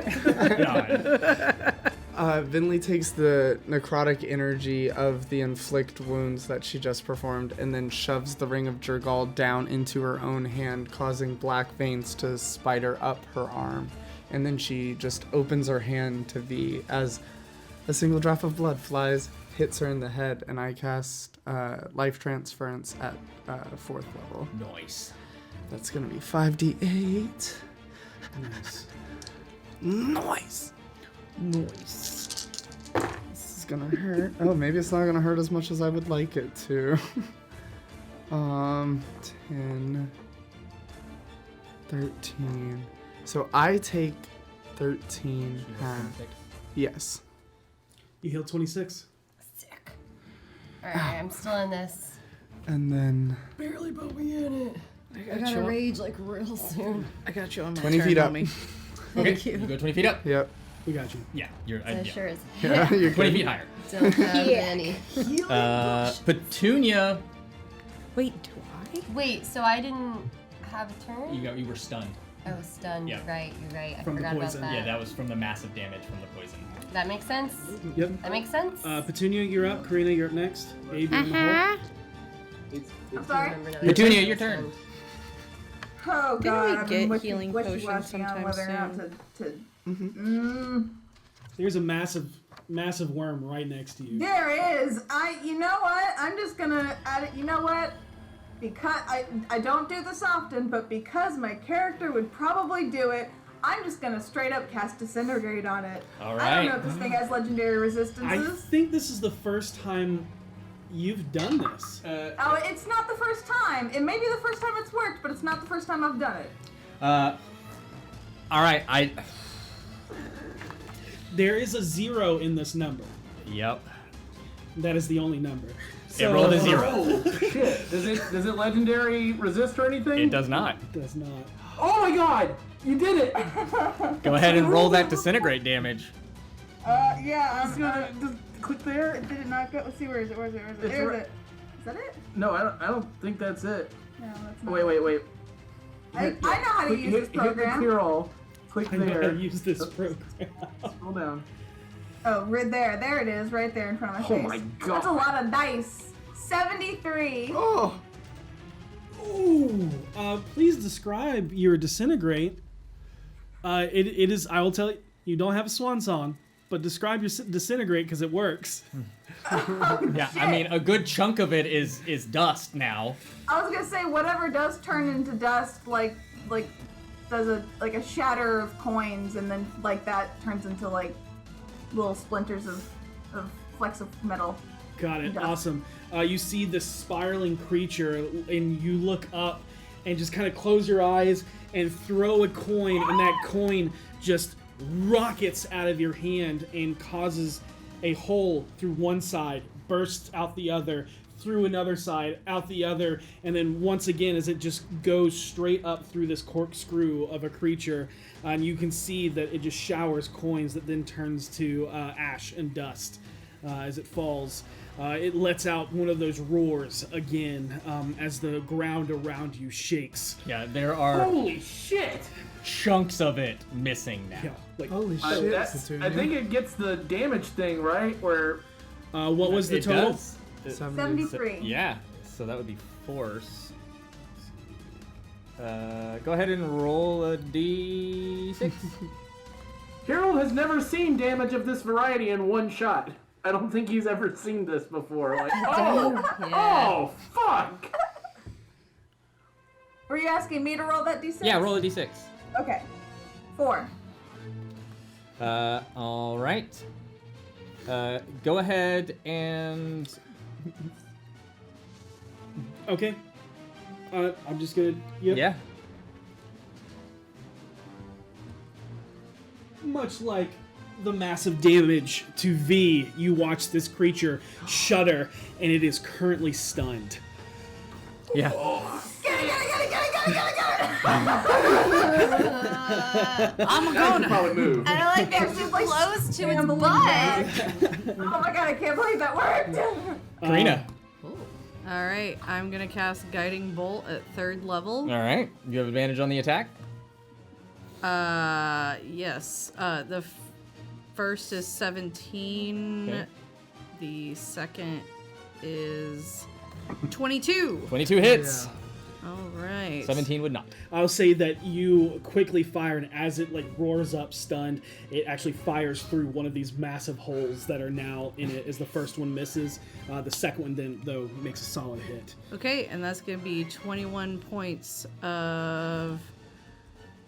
That's radiant, right? It is radiant. Yep. Yes. And the next attack on it has advantage, even if it wasn't stunned. And I am going to, as my bonus action, switch to Chalice form Got it. to be able to help V next time. Got it. Abe, it is your turn. Yes, that's cool. Can I see that it is stunned? You can see not only is it stunned, but it is like glowing with brilliant starlight energy from the guiding bolt from Karina, which her guiding bolt is literally a comet. Oh, that's Heck cool. yeah. Well, I was going to do some cool like superhero shit and swoop in and save the day, but since I've got the inspiration and the guy is all vulnerable like this, I think I should just give him the old one too. Sounds good. You're gonna fly in and Old knuckle sandwich. stab him in the face. Get your Yeah, second right swan in the song, right in boo. the yeah, unless I can see the pooper. Meanwhile, V stood there. I mean, it, Because he has a trademark to Just represent like here. last fight. You'll see that the other end. We stand. You don't see like a cloaca or anything. You see this massive barb that's just dripping with poison. poison. No, I'm going to stay away from that, and yeah, so I'm going to roll at advantage on my first one, yeah? Yep. All right. At advantage. Roll them. So that is a 1 and a 17. I think I shall take the 17 for 26. 26 hits. Is Yeah. that with advantage? Yes. Okay. Yeah. Is that with a D10? No. Have That to was use not. You don't have to use it. It's just. I'm Can just. I stick that on the damage, or is that only on the attack roll? Only It's on the only an attack attack roll or Yeah. saving throw or skill check. He's not that kind of bard. Not that kind of one. So- That's all right. got it. So So- the That's 26 No, just it's with the really advantage. Are you doing your -5 plus 10 damage? He's I was going to, yeah. yeah. Okay. Sounds good. Yeah. So is that plus all sorts of shit. So yes, that's plus 15. So this is cool. So that's an for just the thing without sneak attack. That is 21 points of damage, and then we Okay. add sneak attack. Add your sneak attack. 6. Not a good sneak attack. Plus another 17 points of damage. And then, I see where's Karina? Karina is almost directly below you. But she has rings and stuff. Yeah, she's all right. Yeah.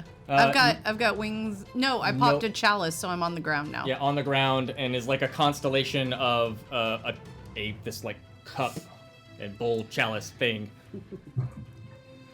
That's weird. looks That's like very weird. Healing how heavy- energy radiating from her. Yeah, so she's going to do probably stuff.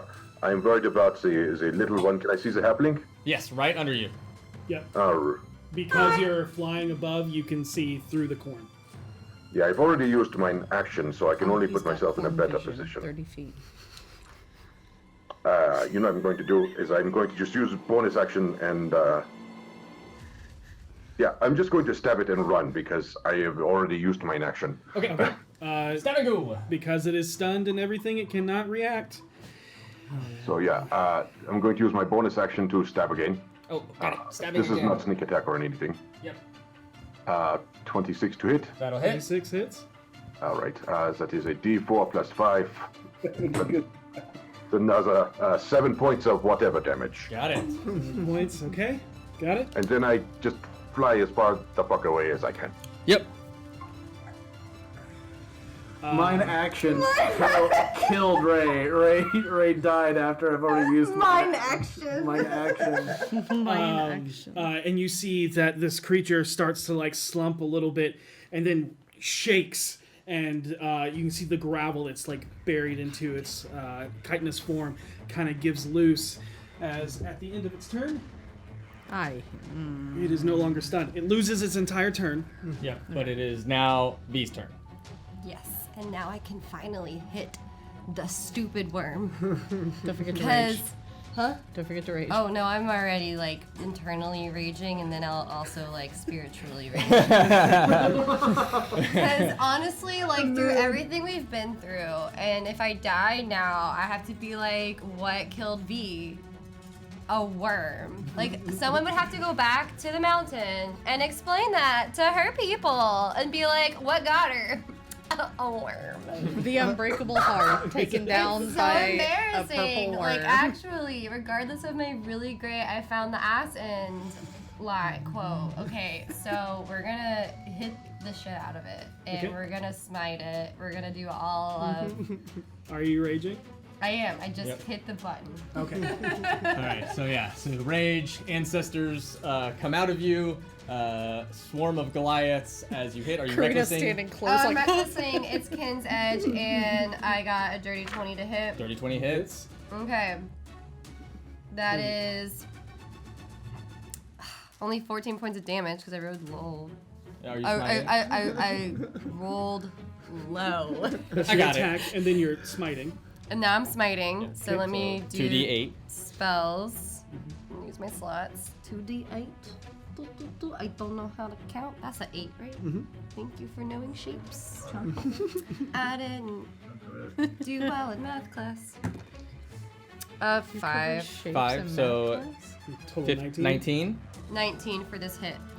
Do you have your rage damage in that as well? Yeah. Okay. Alright. Sing us that swan song. Ah! I really didn't think I was gonna kill it, but here we You wanted to are. make sure you put the most damage into it to be super cool, but you So, had it a while ago. yeah, I jumped up. Yeah. Abe got it down to 1. Oh no! Here's what we do. We do it like it swallows me, Okay. and then I kill it from the inside. Got it. Killing Awesome. Hunter style. Yes. Yeah. That is exactly what happens. So everyone goes, and then I'm like, I'm covered in goo and I gross and I really need a shower, but like it looks sick. Awesome. So yeah, this creature shakes alive, and then just V rages. Eight Her- trimmers. It tremors. Her ancestors pour out of her, and before she's done screaming, it's just. Yep. Like, it looks like Abe got it and it's falling down, but it falls mouth open and just takes V. And there is a moment of silence as you just watch V be completely consumed. And you hope, very much like Karina and Abe, she will be able to survive. But Not where I thought the sentence was going. but all of a sudden it reaches rears up again and looks like it's just, the ground shakes, and then all of a sudden there is red red. At first you think it's blood, but it is not, as it is glowing ethereal red. You see chains wrap around this thing as just the kin's edge cuts this literal massive gargantuan beast in half. One falls to the side, the other falls to the other. V is standing triumphantly, riding it down as all of them come together. Again, she's smiting, so it has the Omni Blade as every attack from her ancestors just combines together. Yep. And cuts this thing in half as it falls. And you land superhero style, landing style, but you are covered in gore. Yeah. Oh yeah. Oh yeah. Oko You got 2 wizards with you. It's fine. will run up to you. 9 points of healing. We'll use the Asimar ability, Healing Okay. Hands. Are we out of initiative? Can Out of I just initiative, run out up of- and heal? Yes. Yeah. So Map I'm is gonna- gone. I'm like, it would have been so embarrassing if I died to a worm. I'm gonna run up and Like, cast. I would actually Cure ask you guys Wounds. to lie to my family about that. Who else is So I'm, hurt right now? Harold. You take 17. Harold, you take 7. Thank you. Because Chalice lets me. Wait, was that 9 for me or Abe, you Harold? 17 for you. No, but there was a 9 previously. That was for me? Yeah, that was Okay, I wanted to make sure, because I like double thought that and was like, wait. Okay. You were saying something, Abe? Yeah, so I am up in the air, right? Yep. I'm gonna take a dagger and I'm going to throw it. And as it spins through the air, it's going to split apart and turn into a copy of Finley's butterfly. Oh, Very hell quickly to the yeah. ground. And as it gets to the ground, it disappears. And I appear where it was. Ha ha! And I go, guys, did you see that fucking worm? That was the biggest goddamn fucking worm I've ever It was seen. huge, Oh my right? It was God. unreal. How does a worm get that big? That was cool as shit, by the way, with the butterfly. How That did was you do dope. that? That was I dope. was going to do that, and I was going to try and save the day, but then the cool big was so angry lady cool. just cuts a guy in half with some ghost chains or some shit. You That can't was just amazing. pull beast. something out like that. That was incredibly interesting, Abe. That was cool. To casually just turn into... That was cool. Yeah, I can do that kind of thing. It's like part of the curse. That's incredible. That's So it's doubly cool. yeah. It seems more of a blessing than a well. That part seems more like a blessing than a curse. I cannot Yeah, thank so you enough. It's fine. It's pretty cool. I can do some cool things. It just stinks when you're going to take a pee-pee and you get frozen to the ground. I run up to Oko. hug B, and then I like get to right where I'm about to, and I look at her, the gore and shit, and I'm like, yeah, all right. And I'll hug her, just like anyway, just like, glad that she's okay. I'm like, V, you are disgusting, and I'm here for it. Yeah, someone please clean me. I can also use a little cleaning after that hug. And then Thank and then I hug Harold. Yeah, a little hug and The Asimar approaches and I cannot thank you enough. Thank you for saving my field. Of Absolutely. course. It was all V. It was all It him. was. Yep. No, V. It was V. It was Oh, you. I thought It you was- said me. No, it was I V. It was was all gonna V. go Look, with it. Yeah, it's just like, sure, it checks out. No, but that we'll have that exchange still play. V didn't understand you through the accent, so she's just like, yeah. I feel like we all had a pretty big helping hand. I've never seen you disintegrate anything before. I figured I needed to pick up an offensive spell or two. That's a pretty offensive spell. Oh, you know. I ain't judging. I'm Save our definitely asses. going to need to copy that, Petunia. You're welcome to.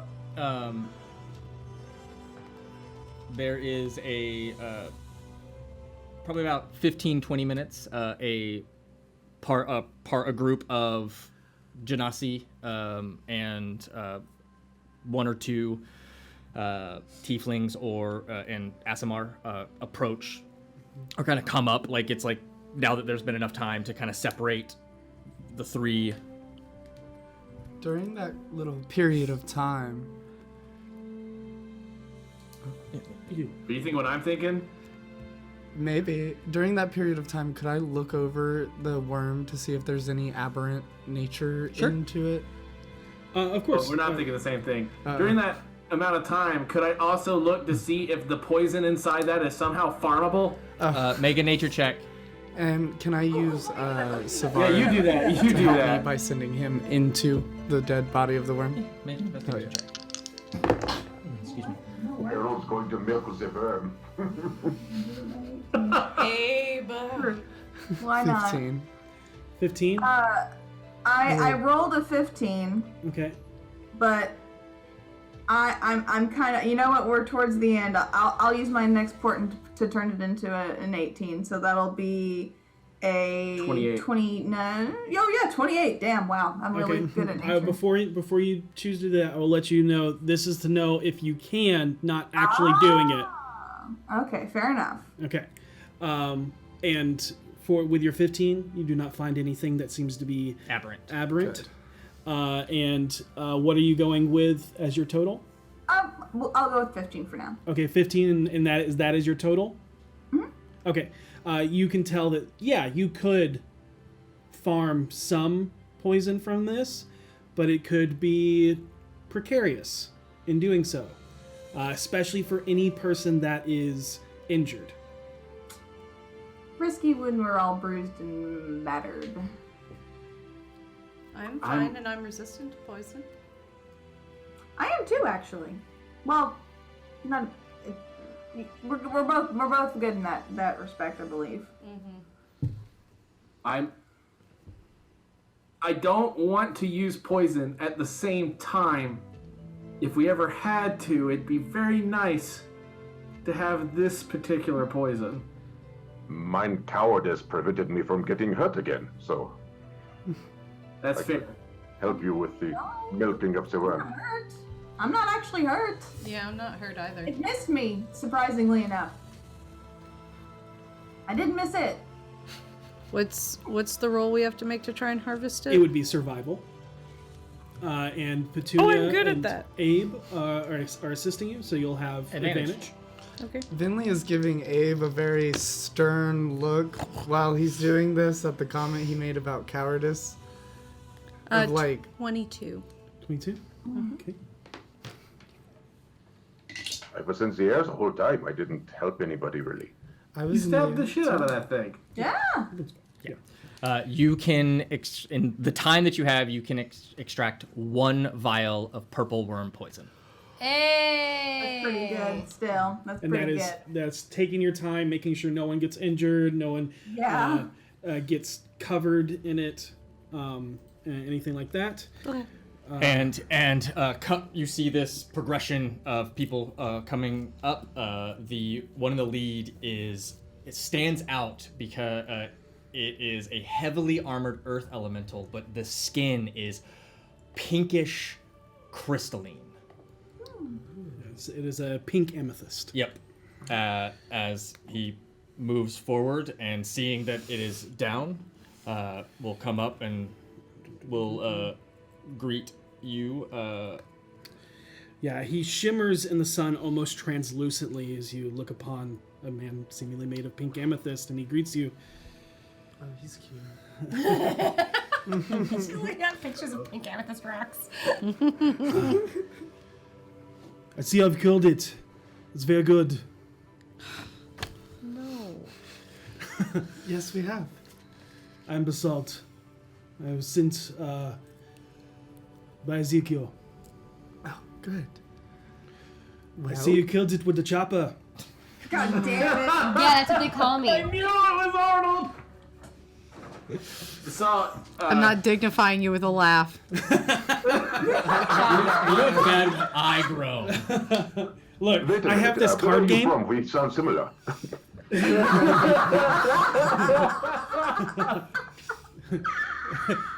I think from a different region. A little lower than you. I am pretty familiar with mine own lower regions. I like this guy. And they will begin to harvest the worm. And I'll essentially, sort of help them avoid any poison. They seem very used to this. Experienced in this process. It's like, One thing that you do notice, though, don't nick that artery. one thing you do notice, they don't try to harvest the poison. Yep. They're going for meat. Purely. They're going 100% for meat. Yep. Got it. This is a nightmare island. I just realized it's an island of purple worms tied to the elements. We have to go. Yeah, I don't want to come in contact with one of those again. It shouldn't be a problem. We have anchors in the ground. Okay, All 3 of the locations that were just attacked had anchors, yes? And you see he looks with, like, sorrow and understandings. We need to figure out why. But It's that probably is- the resonance from the meteor striking the ground. Driving them away. I'm guessing you are Abe. My name is Abe. Hi. And over time greets you, welcomes you into the fold, and asks you, like, we have a hunting party coming in the next day or two if you want to join. Yeah, I love coming at parties. Abe! What? He's right. It's Consensually. been the past. Okay. But you see that the rest of the group is not invited in this. It seems to be a Ken's Home problem, so it would be solved by Ken's Home. And eventually, you're all brought back to the Bay Area. The Bay Area? Yeah. Oh my god, housing here is so expensive. As you can see the other groups have not yet made it back, but you are met by the revered mother, who has as you kind of welcomes you as you meet outside the House of Open Minds. And you can see that kind of standing next to her is what appears to be a probably 7 or 8 year old water genasi who has blue skin and blue hair, but has white freckles across the bridge of the nose. And can immediately see that the relationship between Elion and this child. Just so you know, the pink amethyst man, his name was Basalt. Mm-hmm. Yeah, I forgot if I said that or not. You did. You did. Cool. Do the other groups need assistance? I do not believe they do. I just got word that they have taken wind of the worms and are currently harvesting it. Good. May I ask who the little one is? Of course. This is my daughter. This is Mala. Hello, Mala. And Hi. When she says hi, Vinley kind of goes, ah! Sorry, I didn't see you there.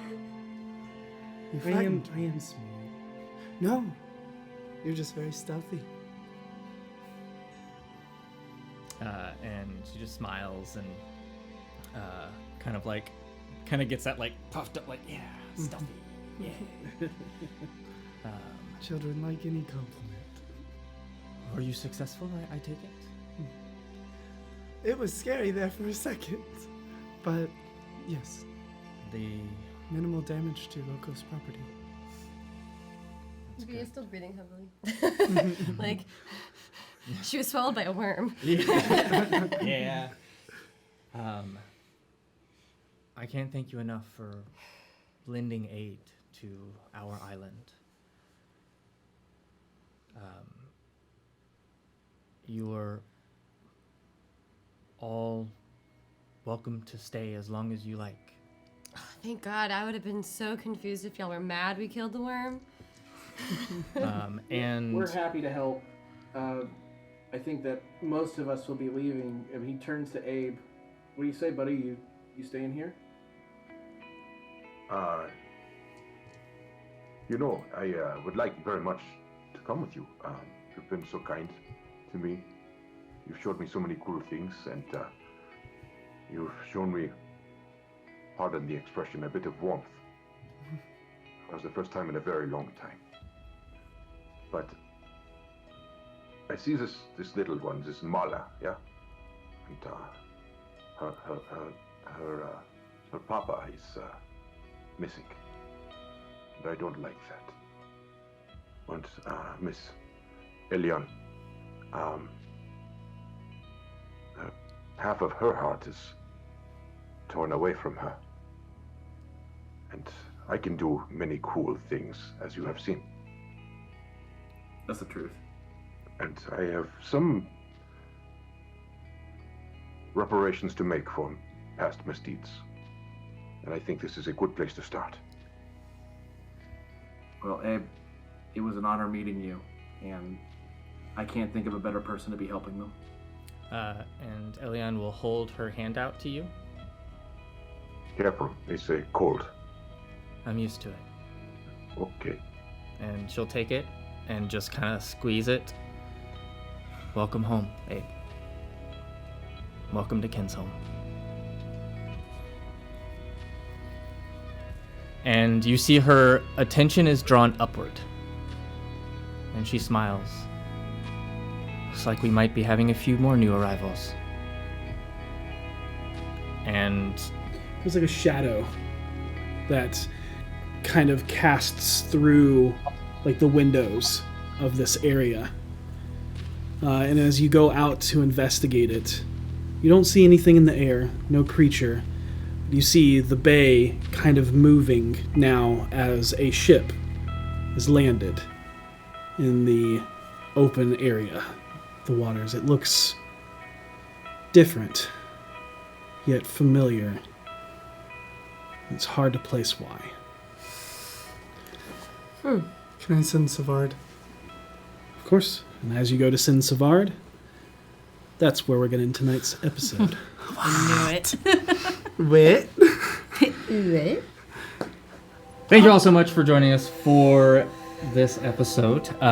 Reminder that next week we will be taking a break from our normal campaign as we will be diving into the Midnight World. Yeah. With So excited. very special guest James Dewey, who is one of the creators of the game itself, who will be leading Oh, hell yeah. our cast Yes. through the Midnight World.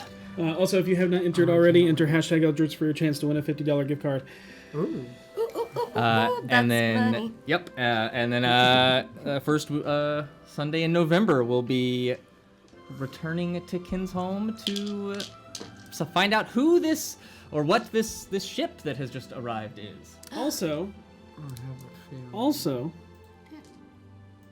in the future, as we always do, there will be a charity day. We'll have more information about that later. But, if possible, we might have a returning guest and possibly some old friends going to see what this meteor did to Kent's home. Be more vague, I dare you. So Maybe there'll be people. Maybe a thing will happen. And Maybe. maybe a We just got to history get will be confirmations revealed. before. yes, but we are. Subscribe to our socials so you Yep, follow us. exactly. But that's coming up very soon. So that will be revealed very soon. But yeah. The winner is the Jadric, The Jadric is Yay. winner of the Eldritch Foundry gift card. Congratulations!